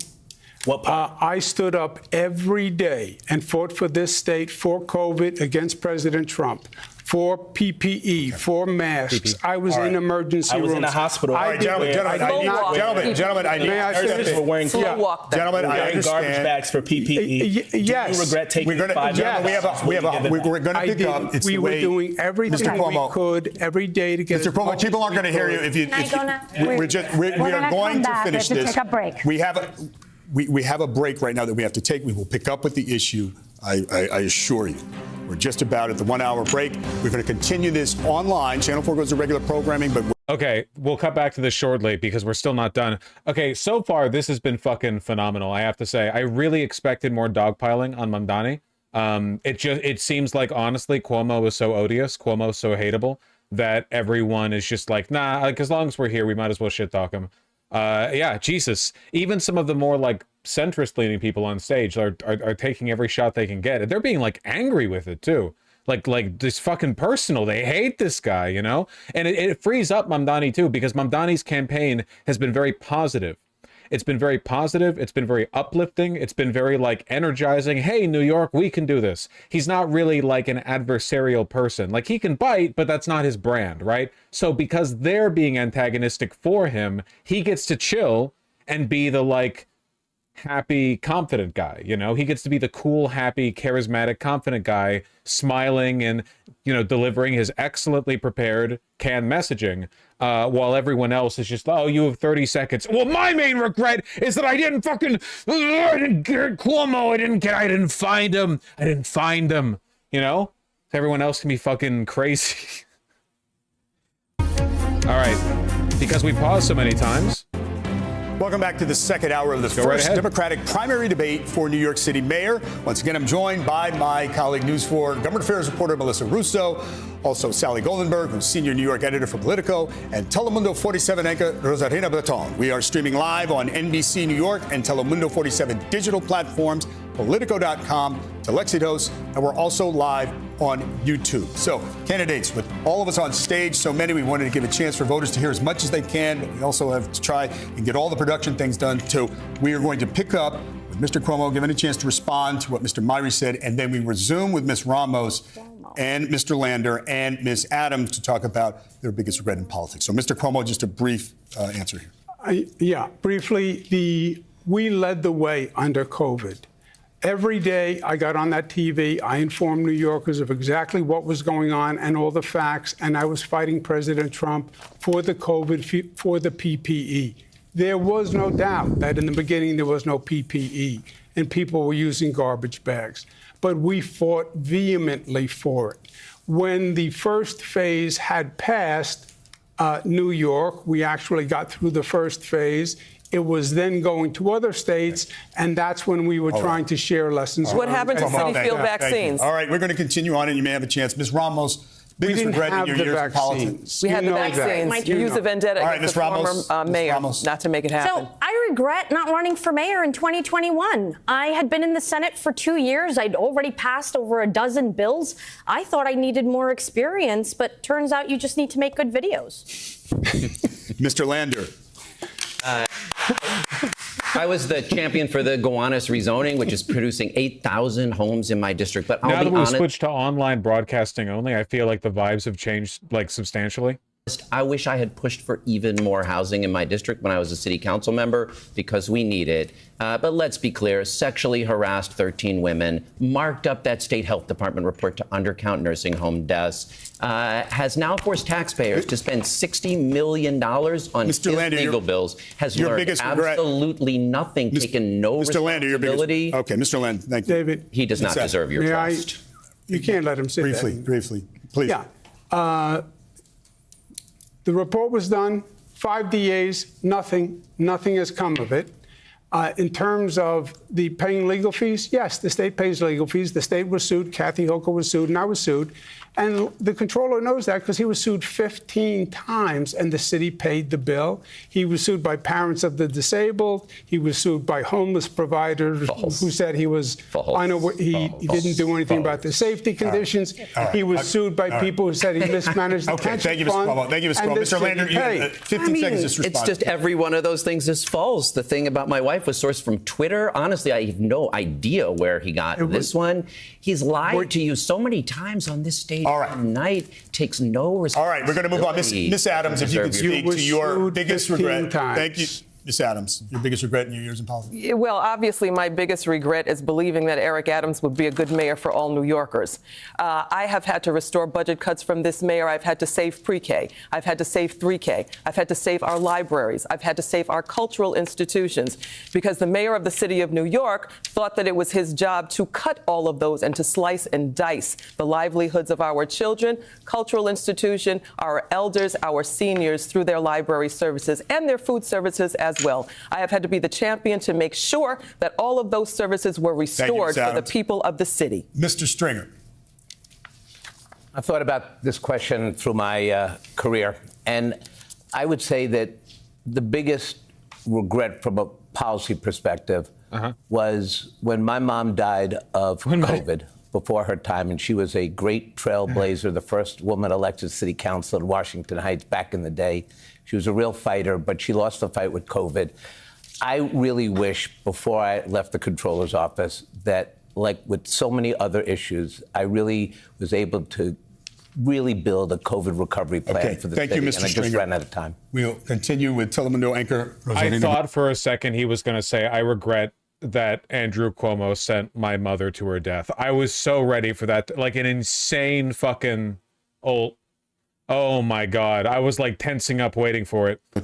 Thank you, David. A very important issue for my viewers in Telemundo 47. We're going to talk about immigration, okay? So as we know, President Trump wants to abolish sanctuary cities like New York, and his administration has applied pressure to force cooperation on deportation. So to understand a little bit more this issue, we're going to give you couple of scenarios, hypothetical scenarios, and you're going to have a minute to answer this one. Mr. Cuomo, we are going to begin with you. Let's say ICE notifies your city-run hospitals that they must stop offering medical care to undocumented patients, or the federal government is going to withhold millions of dollars in funding. What do you do? I've gone through this with Mr. Trump before with ICE. But what would you do now? You cannot give in to Mr. Trump and his demands. You cannot.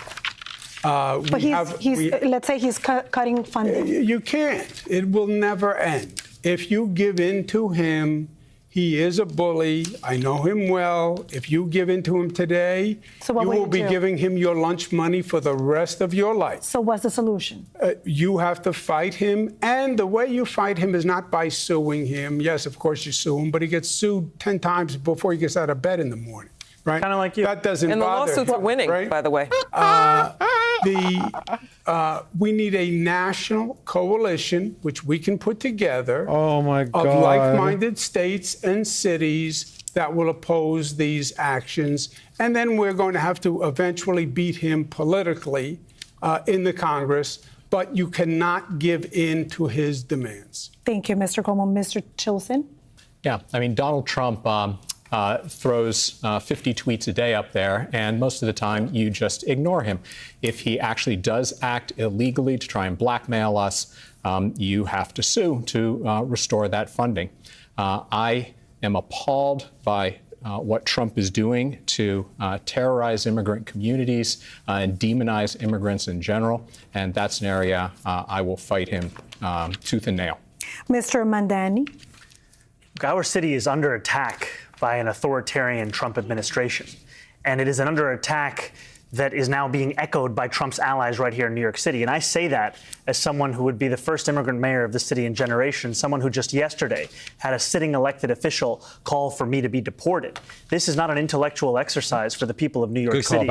We deserve to have a mayor who is not funded by the same billionaires that put Donald Trump in D.C. We deserve to have a mayor who will actually fight back. And the way that we fight back is ensure that our local institutions continue to provide the services to each and every New Yorker. But the question is, how can you protect those people? Going to hospitals, how can you protect them? Here's the thing. The Donald Trump administration will use the fact that they fund 7% of our city budget as leverage over us to try and give up whichever category of New Yorkers they are pursuing in that day.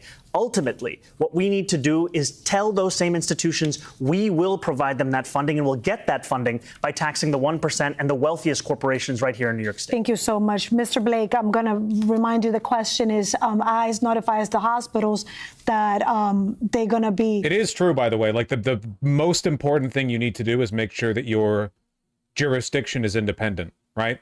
New York City does get money from the federal government. Look what they did with Harvard, for example, the federal endowment. They're doing it with Columbia now. The number one thing they can go after is your purse strings. So if you are capable of paying your own budget on your own, keep in mind, a city government can't borrow the way the government can. When the government borrows, it just prints more money. With the city government, they don't have the Fed. They have to literally borrow, like on a loan, or get the money from somewhere. So making sure you're solvent on your own really insulates you against those attacks. They're not going to offer care to immigrants. How can you solve this situation? As a son of Jamaican immigrants, where I was born with a heart murmur in North Central Bronx Hospital, and my mom that's watching right now, and my wife who's Jamaican and Honduran, this is important for us to expand the conversation of what's happening. To your question, we create the protections by designating hospitals, schools, community centers, places of worship as safe havens where ICE is not permitted to enter unless there's a signed judicial warrant. Moreover, we have to expand the conversation. We've made very clear we will remain a sanctuary city to make sure that we are protected, full stop. But it also is important about how do we have the rhetoric, that we will not tolerate rhetoric against our immigrant communities. The same way we will not tolerate anti-Semitic behavior. We will not tolerate Islamophobia. We will not tolerate anti-Blackness and anti-Latino rhetoric. And that means at the same time, we have to protect our nonprofits that are helping our immigrants as well, which is why I said you must grant as well as reimburse nonprofits earlier that are helping our immigrants, in particular our undocumented ones right now. Thank you, Mr. Blake. Mr. Stringer. Look, we first have to make it clear that the buck does not stop with Donald Trump. And that's why the very rainy day fund I proposed would immediately allow us to build back the health services that the federal government could take from us financially.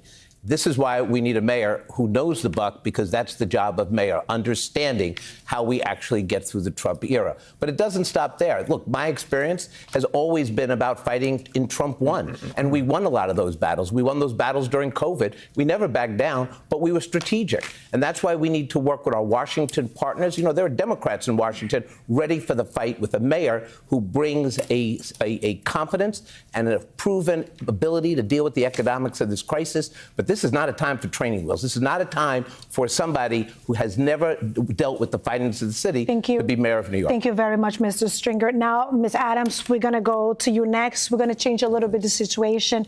Let's say that you learned that ICE is planning to stop immigrants outside your hospitals for possible roundups.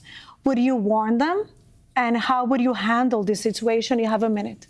You know, it's work that I'm already doing as Speaker of the City Council. So I've already stepped up in leadership to do this. I've had a target on me because I refuse to erode our sanctuary city laws, and I have refused to do this. My mission is and will be when I am mayor is to protect the immigrants of the city of New York. New York is a city made up of immigrants. So it is our responsibility to make sure that all New Yorkers, our old New Yorkers and our newer New Yorkers, feel safe in this city. As mayor, I will not kowtow to Donald Trump. But would you warn them that they're I will absolutely use my bully pulpit as the mayor to warn, as I am doing as city council speaker pretty much on a daily basis. The work that I am currently doing as speaker, I will expand as the mayor of the city of New York. Donald Trump will know that New York will remain a sanctuary city regardless of his threats and his chaos. We will stand because we are a city and a nation, and we will be that model once again for other cities in this country to take a look at and to work towards becoming like New York. Thank you. Mr. Lander. Thank you, Rosarina. I mean, as you well know, 40% of the 8 million New Yorkers are foreign-born. 50% live in mixed-status households, including 1 million children. This is the future of New York City that we're talking about, which is why I was proud to be a co-sponsor of those sanctuary city laws. 3 specific things I would do here. 1, it's not just the mayor. Every New York City employee needs to understand the sanctuary city laws. So I've got a detailed plan to make sure our school social workers and receptionists, our shelter security guards know the sanctuary city laws. So we'll have a network to get this information out and absolutely warn people before they walk into ICE. I've proposed creating an independent health authority to segment off city money from Medicaid money. And I want to expand NYC Care. So it's not just in health and hospitals, but in our federally qualified health centers as well. That'll make sure our immigrants are protected. Thank you very much, Ms. Ramos. Rosarina, Trump mintió.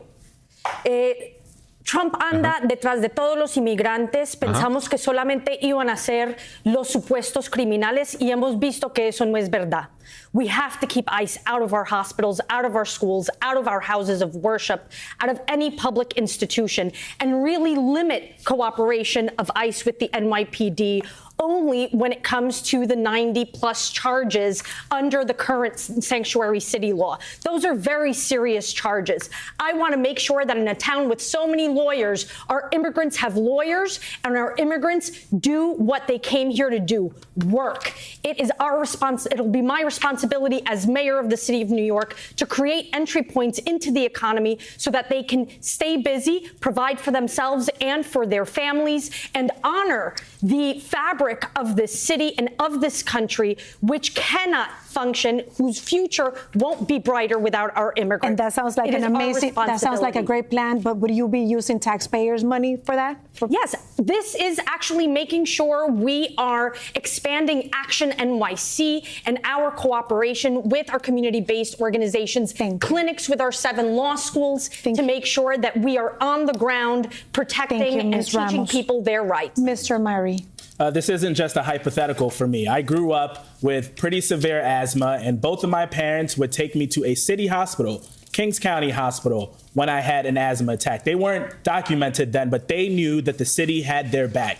So not only would I be warning, I would be assuring them that we had their back right now. Sanctuary city laws used to not be political. Well-known progressive Rudy Giuliani stood up for our sanctuary city laws because he understood what this community meant to our city. I plan on doing the same. This isn't a time for us to give half measures to say, well, maybe under this circumstance and maybe under that circumstance. It's a funny bit. We have to stand up. They are snatching people out of our schools.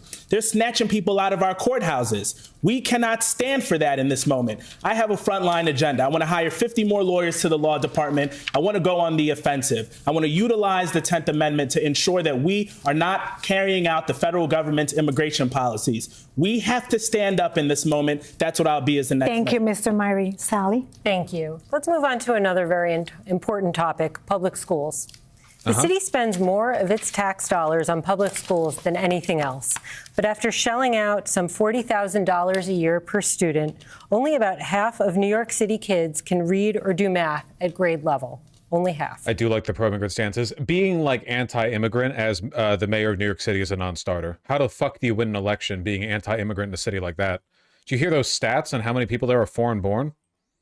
Bottom line here, what do you see as the top reason for that dismal return on this $41 billion a year investment, and how would you turn it around as mayor? You'll all have 30 seconds to answer. Mr. Blake, we'll begin with you. We have to address literacy and have a better pedagogy on the front end so that our teachers and our educators and families are able to make sure that we address this critical issue. It's the reason why I led the My Brother's Keeper program. But it also means that we have to be clear to be against any anti-blackness that is happening in our schools.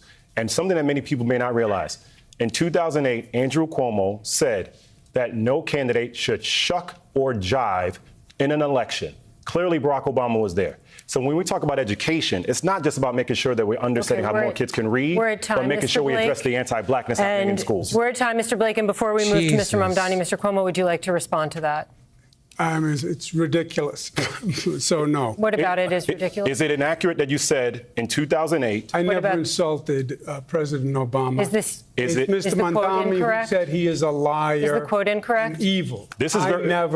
I never insulted. Okay, not hearing He's not an answer saying to he didn't say that. In 2008. I never. In 2008. I don't know what we do have to move on because many people do want to hear about public education, so we're going to move on to Mr. Mamdani to discuss. Okay, you can have 45 seconds to answer, to respond to him, and please address the question about public schools. Yes, absolutely.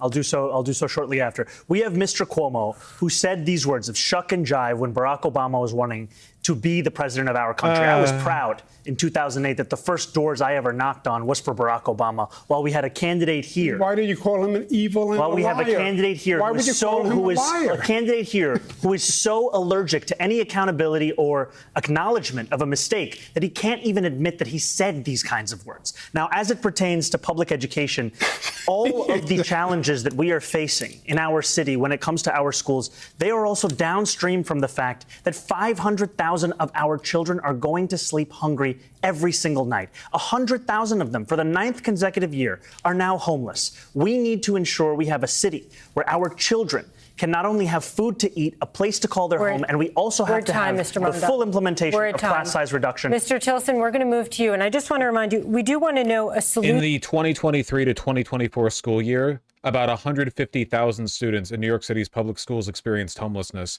About 1 in every 8 students. About 1 in every 8 students enrolled in public schools in 2023 to 2024 at some point during that year experienced homelessness. That's where we're at. Solution to the problem in the public school system. That is the heart of this question. Sure. Mr. Tilson. The failure of our public schools is exhibit A of how city government spends way too much and delivers far too little. Our kids are reading below Mississippi's, despite spending $40,000 a kid. They're the poorest state in the nation, spending 12. It's really, if you're a business person, I know, and I am for 40 years, it's bad management. There are few, if any, rewards for success and few, if any, consequences for failure. I served on the board of KIPP charter schools for more than 20 years, and 15% of our public schools, the charter schools, are held accountable. Not surprisingly, they are the best charter schools, public schools overall in the city, delivering for kids. We have to move on, Mr. Cuomo. And I just want to remind you again, we've established that there's a problem. We're looking for solutions. Mr. Cuomo. Gotcha. Interesting, Mamdani never denied saying Obama was evil and a liar. I believe neither of you denied the quotes that were raised. You didn't deny that. You said shuck and jive. Neither of you denied the quotes that were raised. He did not. But we are here to talk at this moment about public schools. We have Mr. Cuomo. No one denied any quotes. Mr. Cuomo, solutions to public education. I understand that education is very important. Force us to. Education is a very important issue to New York City. I'm proud that I raised. Okay, we're going to move on. Mr. Myrie. Do you have... No. Let's give Mr. I'm proud that I raised education to the highest level of any state in the United States. I understand the point about we need to reform the education system. I would start with the DOE. They spend hundreds of millions of dollars on consultants. We don't know what we get. I want a real analysis of the curriculum New York City solves and New York City reads. We need more paraprofessionals in those schools. 1 out of 8 children are homeless. Okay. It's too much for a teacher to do. Understood. Pay the paraprofessionals. We're at time. Okay, thank you, Ms. Cuomo. Assistance. I got it. Thank you. Mr. Myrie. I wouldn't be standing on this stage if not for our city's public schools. I went to PS 161, the Crown School, and made my way to Cornell Law School, with Brooklyn Tech and Fordham in between, only because there were teachers that got up every single day and put their best foot forward so that I can be on a path to success. But we also have to think about what is happening after school. We had learning loss over COVID-19, and I want to provide universal after school to help make up for that learning loss. I wouldn't be here today if I didn't have an after school program that taught me karate, even though I was terrible and I was the only boy on the step team that had the moves to prove it. I want to give that to every single kid. We're at time now. We're going to move to Ms. Ramos. Well, now I have to shout out PS 70, IS 10, and the Academy of American Studies in Astoria. I wouldn't be here without them, and my children wouldn't be where they are in middle school in Queens if it wasn't for PS 69 in Jackson Heights. Look, It's true that our children suffered some lapses in developmental and social skills throughout the pandemic. I've seen it. So I want to make sure that we are delivering on teacher centers and so that our teachers have more supports, giving NYC Reads more time to really seek in, and really providing our District 75 schools with all of the funding they deserve. Okay, thank you, Ms. Ramos. Mr. Lander, again, we are looking for solution-oriented answers here. Both our kids also pre-K to 12 in New York City public schools. Shout out PS. Huge thing you could do in New York City that you couldn't do in a lot of places. In New York City specifically, you need to expand the school bus routes. One of the reasons for like truancy and delinquency and stuff is that like a lot of parents are working jobs that are so demanding with time that they can't really like drive their kids to school, so they have to organize carpools or have their own like convoluted whatever the fuck. New York City is so dense, you know. You could actually like really build out the school bus network, you know, make it much better. 107. 30 seconds is hard. I've got a detailed plan. I'm the only candidate in the race with a detailed plan on my website for education. How I'll measure what matters, what metrics I'm looking at, how I'll recruit, retain, and support teachers, including a teacher's center in every school, and how I'll deal with the growth we've seen in mental health crises, in homelessness, and in chronic absenteeism by making every school a community school so it can support all our students. Thank you. Ms. Adams. You know, prior to becoming an elected official, I was the education chair for my local community board. Education has always been a priority for me. It always will be. We raised 4 children in the public school system. So again, I am that everyday New Yorker that knows what this feels like. So we know that the DOE has the highest budget of all city agencies. What I would do would be to redeploy resources. I have seen as council speaker how difficult it is to maneuver through the DOE agency and the barriers of bureaucracy. But as mayor, I will have full view in order to help all of our children get through the bureaucracy and get our children taught the right way. Mr. Stringer.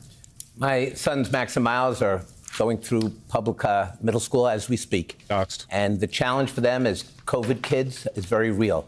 And there's a lot of kids out there that need help, and they need it now. They need mental health services. They need extra tutoring. And we're not providing that with this $40 billion budget. I know that because I audited the Department of Education more than any controller in history, found missing computers, missing iPads at the height of COVID. But here's what we have to do. Childcare, baseline pre-K, 3K. We need an after-school program that focuses on tutoring and giving kids that don't have parental resources financially the help they need. It doesn't matter how you start the race. It matters how you finish the race. Thank you, Mr. Stringer. We're at time. David? Okay, thank you, Sally. We call this next section of the debate, What's in a Name? We have 3 quick questions looking for fast answers. We'd like you to answer each of them in a name. From this crowd? We'll go down the line, starting with Mr. Stringer. Right now, who's the most effective Democrat in the country? Very quick, very good. It's not Eric Adams. Very good. I would say the most effective Democrat right now is Hakeem Jeffries. Okay. Mr. Blake? I would say myself because I actually defeated Donald Trump when I was vice chair of the DNC. Mr. Mamdani? Mayor Wu of Boston. Mr. Tilson?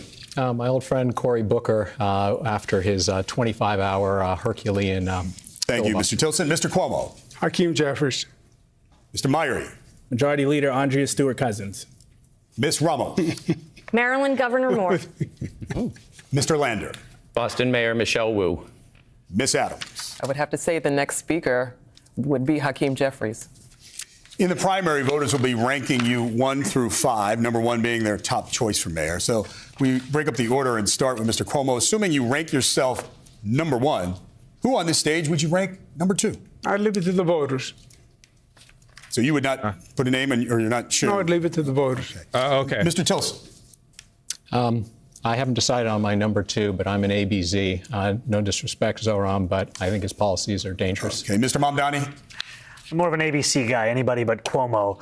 I'll be telling my voters, however, who to rank number 2 before Election Day. Okay, no name was yet. Mr. Blake? I'm going to take the Andrew Cuomo approach and not answer your question. Mr. Stringer? Well, you're not This fucking guy, dude. Jesus Christ. I'm undoing the endorsement, okay? Vote for this guy, okay? I don't know. He's funny. supposed to make news at these debates, right? No, just joking. My second choice really will be based on who I think would be the second best mayor on the stage. Ms. Adams? I also would rank myself number 1, of course. But we will not be breaking news as far as who my number 2 will be tonight. All right, Mr. Lander? Andrew Cuomo has shown you many times tonight why he should not be anywhere on your ballot. Ms. Ramos. Well, I think this debate is really good food for thought and will give us all a better idea. I'm hoping to have a better idea by the end of tonight. Mr. Mayoral. Literally, like, the question is, who on stage do you like? And everyone's answer is, well, I fucking hate Cuomo. But apart from that, no comment. Stay tuned. All right.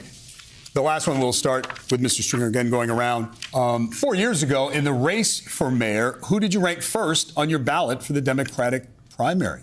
That was tough. I conferred with my wife, and we said Stringer number one. Okay, thank you. Mr. Blake? Maya Wiley, I co-chaired our campaign, and our city would be much better right now if Maya Wiley was mayor. Mr. Mamdani? Maya Wiley. Mr. Tilson? Catherine Garcia. Mr. Cuomo? I would have done Eric Adams. Did he live in New York City? He did not. He said he would have done. You said you I think it was about 30 years since he lived here, right? Okay. Mr. Meyer? I ranked Maya first. Ms. Ramos? I voted for Maya Wiley. Mr. Lander? Maya Wiley 1, Catherine Garcia 2. Ms. Adams? My biggest regret was voting for Eric Adams, number one, with Maya a very close second. Kathy Garcia was. All right, thank you. Well, I'm not ranking any of you. All right, thank you, Kenneth. Stallion. Okay, we're going to move on to housing. You've all made housing a top priority in your campaigns. And as you all know, the city is in a housing crisis with a vacancy rate of just 1.4%. We'd like you to explain your proposed solutions to this housing crisis and how you would pay for it.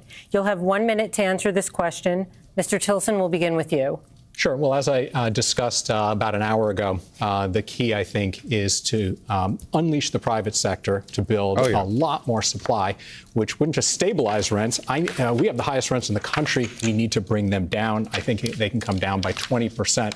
Austin just demonstrated how to do this in only 3 years. How do we do that? We need to ease zoning restrictions, fight NIMBYism, properly staff the city departments, to streamline that process. Abundance brain rot aside, this is objectively correct. There are a lot of insane regulations and zoning requirements that make it difficult to build new stuff in New York City. There are a lot of very famous historical buildings in New York City that you literally couldn't build today just because of stupid zoning laws. That is all true. That is completely correct. Yeah, for sure. Overall, just speed up the process. It's taking 4 years to build, start to finish, and it should take only 2. I will say my plan is basically the opposite of Zohran's. He wants the city to build all new affordable housing, which I think the city has we've seen the city is no good at building and operating housing.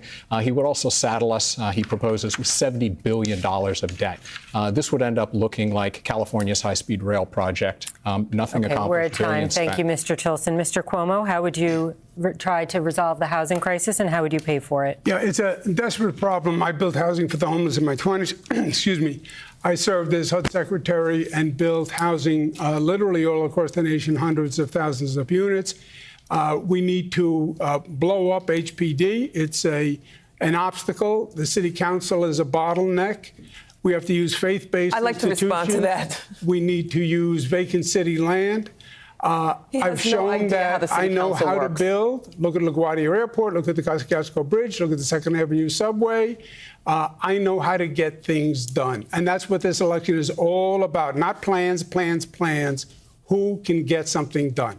Ms. Adams, yes, if you would like to very briefly respond to that since he invoked the city council. Yes, I would. And the former governor's response really does show... The problem with just leaving it to the private sector and not having government housing, though, is that we've seen what happens when the private sector is allowed to build more housing in cities. They build giant high-rise luxury condos, and then they hope and wait for a billionaire to move in. And the problem is, in New York City, there's always a billionaire waiting to move in. That's the problem. Financially, it makes the most sense to build the most luxury apartments or houses possible because there's infinite demand for living in New York City. You'll never run out. The demand is uncapped. So if you want to maintain a reasonable class composition of the city and not turn it into a shit pit play box for billionaires like Dubai, you need to build housing that is kept affordable for regular people. Otherwise, you have a core city, you have Manhattan that is unaffordable unless you make 7 figures a year, and all the jobs in Manhattan are filled by people who travel in from New Jersey or from Queens or the Bronx. How disconnected he is to the work of the city. Unlike myself, who is currently still in city governance, the only person on this stage actually that has experience of city governance and doing the work. The city council under my leadership right now has already walked 120,000 units of housing for the people of the city of New York. So the city council is not bottlenecking anything. Maybe perhaps 10, 20 years ago when you were a governor, that was happening. But under my leadership, we have a brand new culture in the city council where we are actually working for the people to make sure that housing is built and housing is built now. Welcome back, guys. Very, very briefly. Yeah, the mayor has an interesting proposal that I think we're going to see in the Charter Commission that talks about the role of the city council and expediting the approval mechanism. Okay, Mr. Myrie, your top solution to the housing crisis. You have 1 minute to discuss it. I grew up in a rent-stabilized apartment. It is a place that my mom, my parents were able to find, the only affordable place they were able to find to raise me to be on this stage right now. But that opportunity has slipped away for too many New Yorkers. My wife and I, we want to put down roots in the same neighborhood that we grew up in. When you walk down Bedford Avenue, everything costs $1 million. Who has $1 million? Maybe some of the people on this stage do, but I don't have it, and I know you watching at home don't have it either. So I've been clear about what my plan is to drive down the cost of housing. 1 million homes over the next 10 years. We can actually do this with some leadership. The leaders of the past, like Cuomo, who had the opportunity to do this, only gave us a city that is more expensive than it was 10 years ago. I want to also extend pre-K and 3K from 2:30 p.m. to 6 p.m. so that we can draw families here and keep them here. And I want universal free after school for every kid in this city, because it has to be a city where you can raise a family and where we can move everyone to a path to success. And very, very briefly, what is your price tag on those 1 million new homes? My plan does not require us to raise taxes and reduce the private market in order to build housing. All right, thank you. Ms. Ramos. Property tax reform is at the crux of our affordable housing crisis in this city. What is 3K? I 3K want means to 3,000. make sure that we are helping homeowners and landlords bring down their costs. Water rates, the cost of water has skyrocketed in the past 3 years under the current administration. And then I want to freeze the rent. As a rent-stabilized tenant, I know how tough it is to be able to keep up with rent. The rent is too damn high and the wages are too damn low in this city. So I want to make sure that we are unwarehousing the 5,000 apartments that NYCHA is hanging on to. I want to make sure they're repaired so that we can chip into that 200,000 New Yorker waiting list. I also want to bring back the co-op city model so that we can attract the city services that are needed. We need more nurses. We need more teachers. We need more doctors. We need more police officers and firefighters. So I want to build more low-income rentals and modest equity homeownership opportunities so that every New Yorker can own a piece of our city. Thank you, Ms. Ramos. Mr. Lander. Everyone on the stage talks about affordable housing. I've spent 3 decades delivering it. Spent 15 years before I ever got into elected office with my sleeves rolled up, renovating abandoned buildings and vacant lots into affordable homes. In the city council, I was the champion for the Gowanus redevelopment, 8,000 new units, 3,000 genuinely affordable. Saved the 35,000 units of Signature Bank rent-stabilized housing when they were put at risk by Signature's failure. So I know how to do this. That's the leadership I'll bring to City Hall. He's not I'll declare Mamdani, a but he's housing pretty cool. emergency on day one. I put out a detailed plan for how we can build 500,000 homes over the next 10 years, and I've laid out where, including 50,000 units in great new neighborhoods on 4 of the city's 12 city-owned golf courses. Might be losing the golf vote tonight, but we need the pathway to homeownership and genuine rental housing. I've also laid out detailed plans for how to fix HPD and NYCHA. I've got the management experience. I can deliver those homes. Thank you. For viewers at home, that's the Housing Department and the New York City Housing Authority. Thank you. Ms. Adams, given that you spoke about this before, we're going to give you 30 seconds to continue your answer. Yes, already doing the work. Don't need a manual or a transcript in order to do it. I'm already doing it currently as we speak. So I've already delivered thousands of affordable units to people of the city of New York. We can take a look at Innovation Queens, the largest privately developed structure that is coming up right now, unheard of. We can look at Bronx Metro North rezoning. We can also look at what we just passed 2 weeks ago, the Atlantic Avenue rezoning. And yes, we can take a look at the City for All, which will create over 80,000 brand new Thank you, Ms. affordable Adams. units. We have to move on to Mr. Stringer. Doing the work. Thank you, Mr. Stringer. Can you please talk about your housing plan and how you would pay for it? It's such a spread-out debate housing crisis is there going to be another debate, or is this the only one? We've confronted housing issues in the past. Mayor stepped up and didn't do the minimum; they did the maximum. LaGuardia built 2,200 public housing. Oh yeah, the guy was complaining that he didn't get into the second debate. The greatest integrated housing program in a generation was also built. Right now, all we do is have luxury developers propose projects that gives us affordable housing. I want to upend this. My plan: take 1,000 vacant lots, build the affordable housing that we need. You give the land to not-for-profits, to community-based organizations. We're in the game. This is not pie in the sky. I can't say to you tonight, given my 30 years of experience, that anyone has a plan to build 1 million homes or 500,000 homes in 10 years. Don't believe it. Believe what we can do in the next 2 years. That's the first step. Lastly, we also have to recognize who can best do this work. As controller, I financed affordable housing all over the city. As borough president, I didn't do 1 or 2 rezonings. That was my life's work for 8 years. And we transformed so many parcels of land into affordable housing. We have to move on. Mr. Blake. It is a lot of yapping. It's a tough topic. You have to actually go through the journey. My mama overcame homelessness. We sold dinners to pay rent in South Bronx. And so this is not about a report from me. This is about reality. So how do we fix the crisis? We need local median income, because area median income is not working. We need to end credit scores being utilized for housing applications, and we need to increase the income limits on housing applications, especially to protect all of our New Yorkers. When you think about what's happening in Rochdale Village right now with an unfair tax increase, the protections have to happen at Co-op City or Concourse Village, Tracy's Towers, just to name a few. But then we got to go a step further. For public housing and those that are living in NYCHA, for those who have not helped you with heat and hot water, they need to go to jail because they are not being held accountable to actually fight for you. And so when we talk about the actual vision of a housing plan, if you go to blakefornyc.com, you will see the welcome home vision, because we want to make sure you can afford the home you deserve. Mr. Blake, we're at time. Just a very quick follow-up. Who are you implying should be going to jail? The individuals that are working at NYCHA that were a part of a bribery scheme that has been unveiled and uncovered, where it's been very clear that they were taking in bribes and not actually fix what's happening in the residences. Okay, thank you. Mr. Mamdani, we'll go to you. If you are one of the close to 2.5 million New Yorkers who live in rent-stabilized housing, I will freeze your rent. And I will do that because you have a median household income of $60,000 while your landlord profits have increased by 12%. This is an act that will bring nearly $7 billion back into your pocket and back into the pockets of our local economy. This is what we will do immediately, and we'll do so because the mayor has the power to. Even though there are those like Andrew Cuomo on this stage who will tell you it's unrealistic, we know the previous mayor actually did this 3 times. And on top of this, we're going to build 200,000 truly affordable homes. Homes that are for the New Yorker who has a median household income of $70,000 for a family of 4.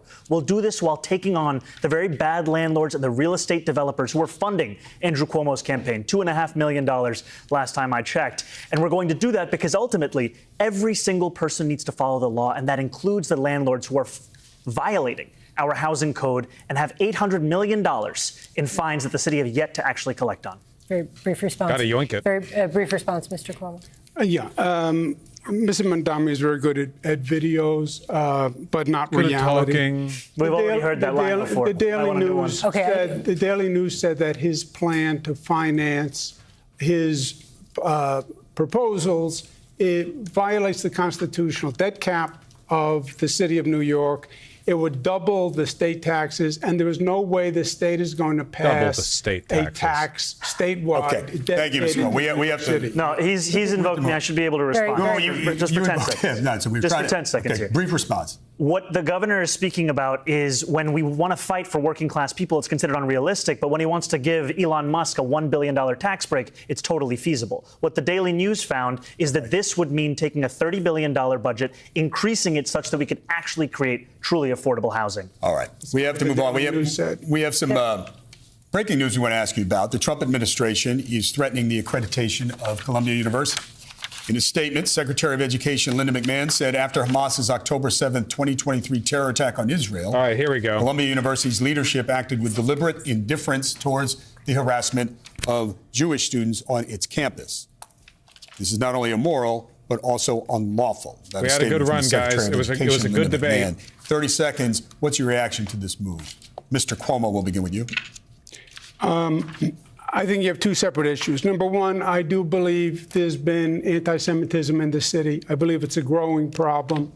And I believe the rhetoric about Israel has actually inflamed the anti-Semitism. Put that aside, I think this is just another overreach of the Trump administration. Now he's going to take over the academic universities in this country. He is literally attacking the foundation of democracy, and he must be opposed at every turn. Mr. Tilson, your reaction to this, threatening the accreditation? That was actually a surprisingly not. I was expecting a way more like partisan answer out of him. Of Columbia University. Yeah, I'm totally appalled by two things. First, the failure of Columbia and other elite institutions to adequately act quickly after the October 7th attacks on mobs that were creating a very dangerous environment for Jewish students. My daughter is one of them in college right now. My wife and children are Jewish. This is personal to me. But I am, and these mobs, let's be clear, were incited by activists like the Democratic Socialists of America and their anti-Israel rhetoric. Mr. Tilson, I am even more appalled, however, by the Trump administration pretending to care about anti-Semitism and threatening the accreditation of universities. Mr. Mamdani. I think this is yet another example of a gross overreach of the Trump administration, one that they have shown they will continue to pursue with whichever university they decide to target. It's been Columbia, it's been Harvard. We need to have a mayor that will actually stand up to Donald Trump, not one that we have right now that will collaborate with them. And that is who I will be, as someone who is, in the words of Shirley Chisholm, unbought and unbossed, because the donors who are putting me in second place in this race are working class New Yorkers across this city. Mr. Blake, 30 seconds, please. As a reverend, let's start from the core that all hostages have to come back home on both sides. Let's also be very clear that we have to reject anti-Semitism and also have humanity. Yeah, they trade like 2 Israeli hostages held by Hamas for the like tens of thousands of Arabs kept without trial in Israeli prisons. What's happening for the Palestinian people at the same time. Is this guy pro-Hamas? The overreach is unacceptable, and what Trump is doing. Linda McMahon is clearly more focused on wrestling rather than the facts. And it's one of the reasons why I'm running in this race.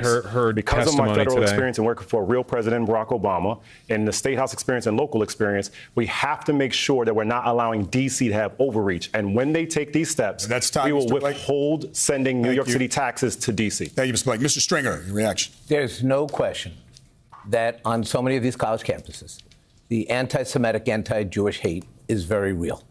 And we have to make sure that we hold universities accountable to make sure every student of all different backgrounds are safe. But this Trump move goes against everything that's American. And if he really wants to help Jewish students and all students, because everybody faces discrimination at some point in their lives, that maybe he would fully fund the civil rights divisions. He would not cut programs that could go a long way to fostering the ability for all different people to work together and come together. Thank you. Ms. Adams, your reaction. The Trump administration says that the university's leadership acted with deliberate indifference towards the harassment of Jewish students. It's now targeting or perhaps threatening their accreditation. Your reaction. You know, all New Yorkers deserve to feel safe, no matter who they are. As Speaker, I've allocated over $18 million to combat anti-Semitism in New York City. As mayor, I will continue to combat anti-Semitism within the city of New York. We have got to come against this Trump administration, who is now terrorizing our college students, our students across the country. We have to have a mayor who will stand up. I've been that speaker that will stand up. As mayor, I will continue to stand up against Donald Trump. Our students deserve to be in safe spaces on all of our college campuses. Okay. Thank you, Ms. Adams. Mr. Lander. Apologies. This is a frightening time for Jews, and I feel it really personally after the flame throwing in Boulder, Colorado, and the 2 murders in Washington, D.C. I go to a lot of Jewish communal events, and you can't just be looking over your shoulder. So I've got a really detailed plan for how we're going to deal with hate crimes and anti-Semitism in New York City. But let's be clear, Donald Trump, he platforms white nationalists and anti-Semites all the time. This has nothing to do with keeping anyone safe and trying to discredit Harvard or Columbia is about destroying higher education and democracy. Thank you, Mr. Lander. Won't keep Jews safe. Ms. Ramos. Look, McMahon is no educator, and Trump has no no interest in funding our education. He is trying to make our education less accessible to students. I do wish Columbia University fought the way Harvard has. We have to stand up to Trump. We have to be willing to fight back, to sue. And that is exactly what I will do as your mayor to make sure that we are keeping our Jewish students safe, our Muslim students safe, and that we are fighting bigotry at every turn. There is no room for the skyrocketing. I will say I am actually surprised and a little impressed with where the Overton window is in this conversation. Obviously, there has been a lot of pro-Israel capitulation, but not as much as I expected. I'm going to be honest. I really thought everyone would turn on Mamdani with that one. You know, like accusing him of not condemning the Holocaust, whatever the fuck Politico ran with beforehand. Anti-Semitism that we are seeing in our communities, and the xenophobia must end. Mr. Mayoral. There has been a clear and unequivocal rise in anti-Semitism in this city and across this country. And we have to be just as clear and unequivocal in calling it out and rooting it out wherever it rears its ugly head. That is what I'm going to do as mayor. But come on, this is New York City. Our Jewish friends and our neighbors, they make our city what it is. Kindergarten through 8th grade, I went to school next to Beit Rivka. That is part of what makes our city great. This is a shameful, unconstitutional overreach by this Did Trump. You expect this amount of Cuomo hate also? Honestly, what this is reminding me of is how bad the national Democrats are. Like the fact that when you get at this granular city level, even the people who I would consider on the right of the discourse are still way more moderate in their language than the leadership of the Democratic Party. And again, it's New York City. This is NYC. This is like the capital of the bad national Democrats too. It's just a reminder of how fucking bad they are, you know? Administration, and it is pattern and practice for what they have done all across our city and country. Thank you. Thank you. We're going to stay in the area of Columbia University with our next question, and Sally Goldenberg. Thank you, David. The case of Mahmoud Khalil, a permanent U.S. resident who helped lead pro-Palestinian protests, drags on in the courts. The Trump administration wants to deport Khalil, accusing him of supporting Hamas, a terrorist group, and making Jewish students feel less safe on campus. They say he's a threat to foreign policy. He was arrested and detained, but has not been formally charged with a crime, and he says he's done nothing wrong. We're looking for a very short answer here, and we'll begin with you, Mr. Mamdani. Do you believe that Mr. Khalil should be set free or deported? He should be set free. He should be at home with his wife, Noor, and their young child. And the fact that he is still in Louisiana is an abomination. It's an attack on our First Amendment. And it is clear, another example of Donald Trump weaponizing the very real issue of anti-Semitism to then throw Palestinian New Yorkers into detention facilities and not even tell us what the crime is that they're charged with. Thank you. Mr. Tillerson. Very solid. I can't answer the question without knowing all the facts right now. It certainly looks like another case. Stop. Let me finish. It looks like another case of Trump administration overreach. They need to prove their case and show that he has ties to terrorism. Hold on, my handlers haven't told me whether or not I'm allowed to defend Mahmoud Khalil. That would justify via due process revoking his green card and deporting him. I don't think the Trump administration will be able to do that, and therefore he should be set free, but they need to make their case. Thank you, Mr. Cuomo. This is a continuation of Trump eroding democracy, chipping away at due process. He should be released. He should be released immediately. He shouldn't have been detained in the first place. Mr. Mayoral. He should be immediately set free. Ms. Ramos. We have due process in our Constitution for every person. Mahmoud Khalil is no exception. He belongs home with his family, just like Andrea Hernandez and so many others who have been unlawfully abducted by ICE. Mr. Lander. Mahmoud Khalil should be at home with his family, and so should Dillard Contreras, a New York City public high school student that ICE tricked and then arrested and is trying to deport. We've got to stand up, make sure folks have legal services, and then New York City has their back. Ms. Adams? Yes, Mahmoud Khalil should be released immediately. There is no due process in Donald Trump's America, and that is why we all have to pull together and fight this chaotic Trump administration. It cannot be allowed to harm more families, to harm more individuals that have committed no crime. This should be unacceptable to every American and everyone that lives in this country. Thank you. Mr. Stringer.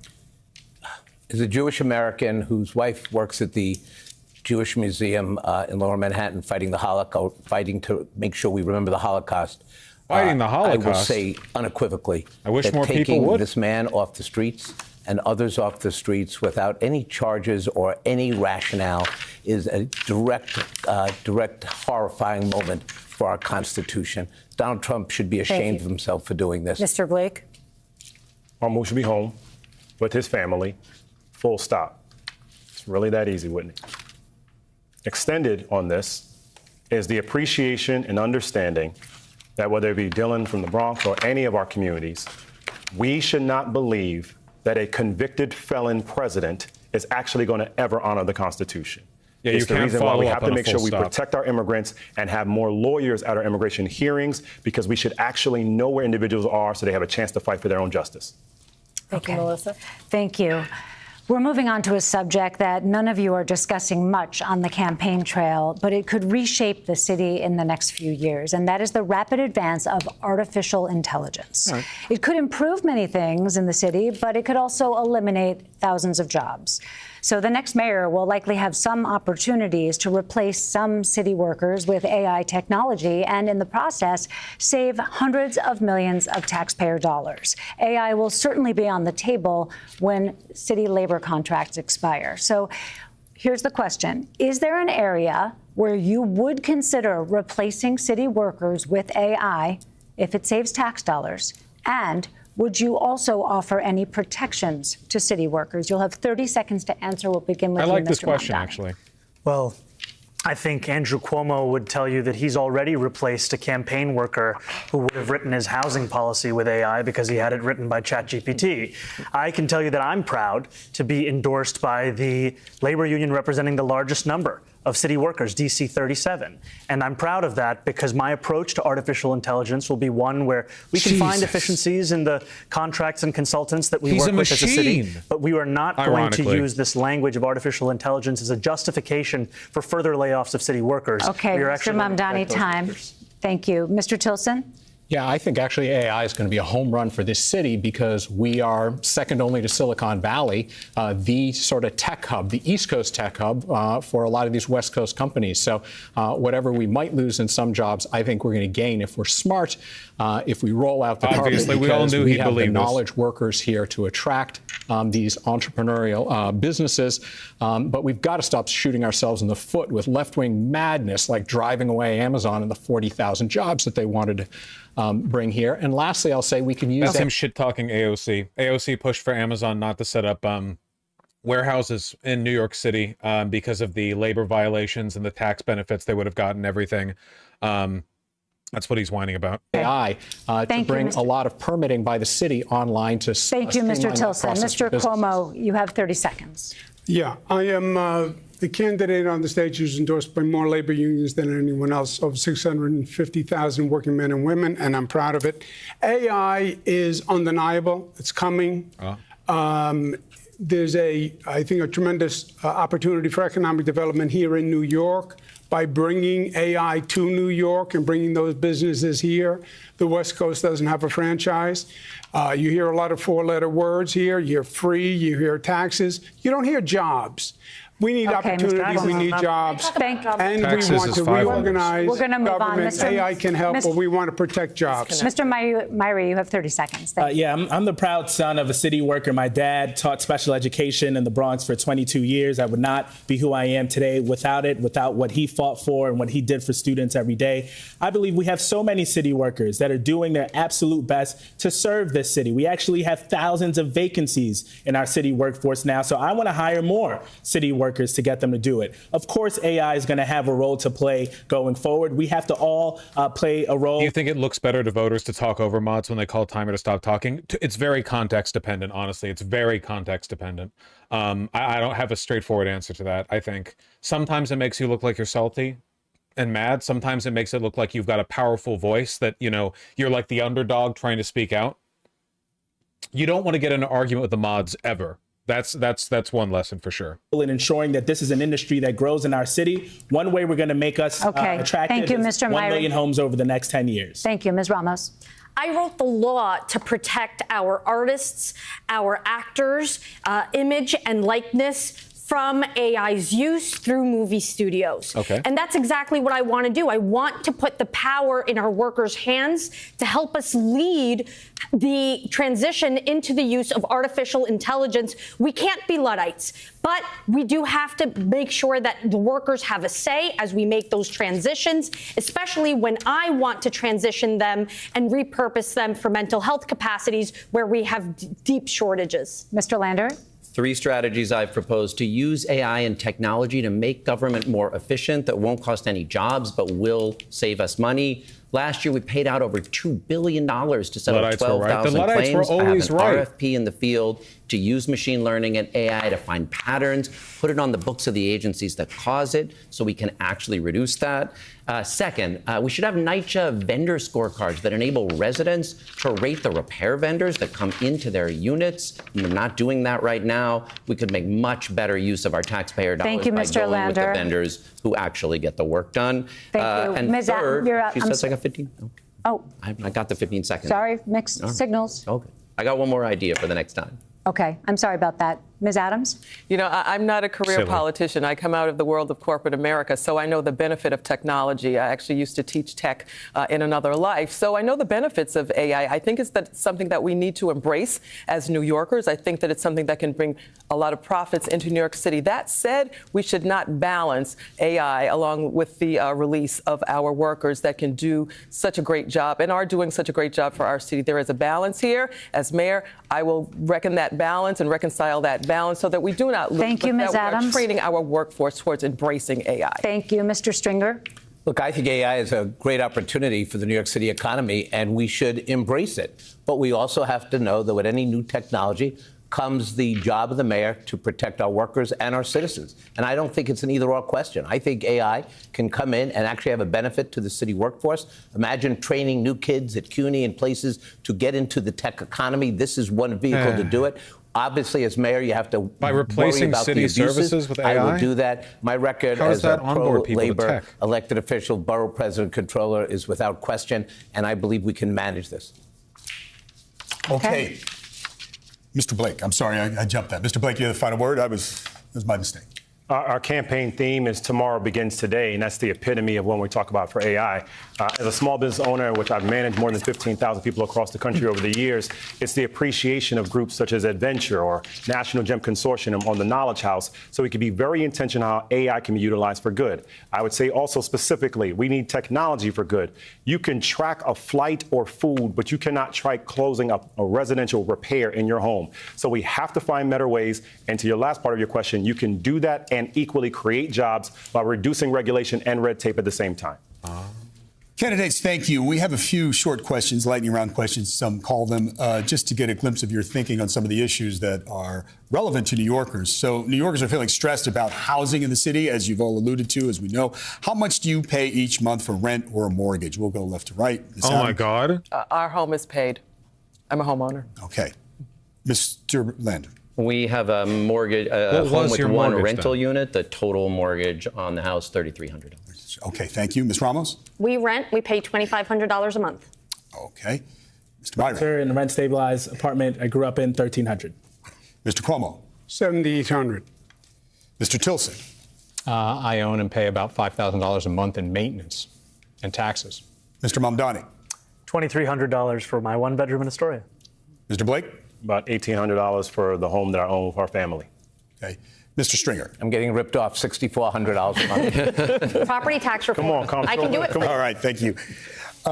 Helicopter traffic around Manhattan is a constant debate. It's a complaint for many. Should helicopter traffic be limited? We'll go right to left. Mr. Stringer? Yes. Mr. Blake? Absolutely. Mr. Mamdani? Yes, we should ban all non-essential helicopter travel. Mr. Tilson? Yes, I agree. Mr. Cuomo? It should be limited, yes, sir. Especially out of Westchester. Mr. Myrie? Yes, and I've co-sponsored legislation in the state to that effect. Okay. Ms. Ramos? Stop the chop. Mr. Lander? Okay. Yes. Okay. And Ms. Adams? Already doing the work. We've already passed a bill in the City Council. Okay. The first foreign visit by a mayor of New York is always considered significant. Where would you go first? Good question. Left to right. Ms. Adams? First visit, I would visit the Holy Land. Of course. Okay. Ms. Lander? Mr. Lander, sorry. Boy, what Trump is doing to Canada, there's a lot of opportunities for us to partner better with them. Ms. Ramos. I'd love to meet Claudia Sheinbaum, but I'd probably head to Colombia, to my parents' homeland. Solid answer. I am a proud son of 2 Caribbean immigrants. I represent a robust Caribbean constituency. I'd like to go to the Caribbean as my first visit. Mr. Cuomo? Given the hostility and the anti-Semitism that has been shown in New York, I would go to Israel. Yeah, we know. Mr. Tilson, where would you go? Yeah, I'd make my 4th trip to Israel, followed by my 5th trip to Ukraine, 2 of our greatest allies fighting on the front lines of the global war on terror. Mr. Mamdani. I would stay in New York City. My plans are to address New Yorkers across the 5 boroughs and focus on that. Mr. Mamdani, can I just jump in? Would you visit Israel as mayor? I've said... Why does he get the specific Israel? What? Travel to Israel to stand up for Jewish New Yorkers. And that is what I will be doing, New Yorkers, and I'll be meeting them wherever they are across the 5 boroughs, whether that's in their city. Wait, what was this answer? I'm sorry. No, as mayor? I've said travel to Israel to stand up for Jewish New Yorkers. And that is what I will be doing, New Yorkers, and I'll be meeting them wherever they are across the 5 boroughs, whether that's in their synagogues and temples. There was a cut, and also the audio's desynced now. Or at their homes or at the subway platform, because ultimately we need to focus on delivering on their concerns. And just yes or no, do you believe in a Jewish state of Israel? What the fuck? I believe Israel has the right to exist. Not as a Jewish state? As a state with equal rights.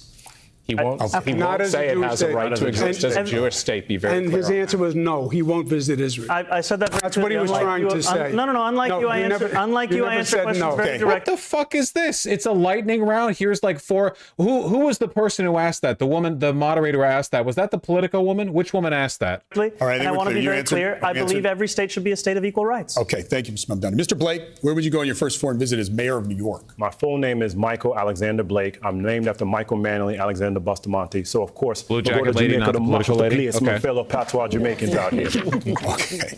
Mr. Stringer? Maybe I'll go with you. I don't know why the audio got desynced. I don't know what happened there. All right, I'm sorry. My goal would be to take my first trip to Israel. My wife's life work in this area means a lot to our family, and it could coincide with my young son Miles' bar mitzvah, if you'd like to have his bar mitzvah. Okay, about a minute left. What's your favorite go-to pizza spot? That was fucking weird, dude. Like to wait, like not even in the question about Israel or anything, but to specifically ask, like, hey, your quick lightning round for you specifically. What the fuck was that? Bye. What's your order? Mr. Cuomo, we'll start with you. Gabby's in Queens. Mr. Myrie. Gino's Pizza, Flatbush Ave. Ms. Ramos. I don't know why the audio is so desynced now. Mr. Lander. Jafar is in Midwood. Ms. Adams. Alba, Queens Boulevard. Mr. Stringer. It's Kid's Choice, Joe's. Mr. Blake. Vinny's, Grand Concourse, Burnside. Mr. Mamdani. I grew up in Morningside Heights, so I have to say Coronets. Okay.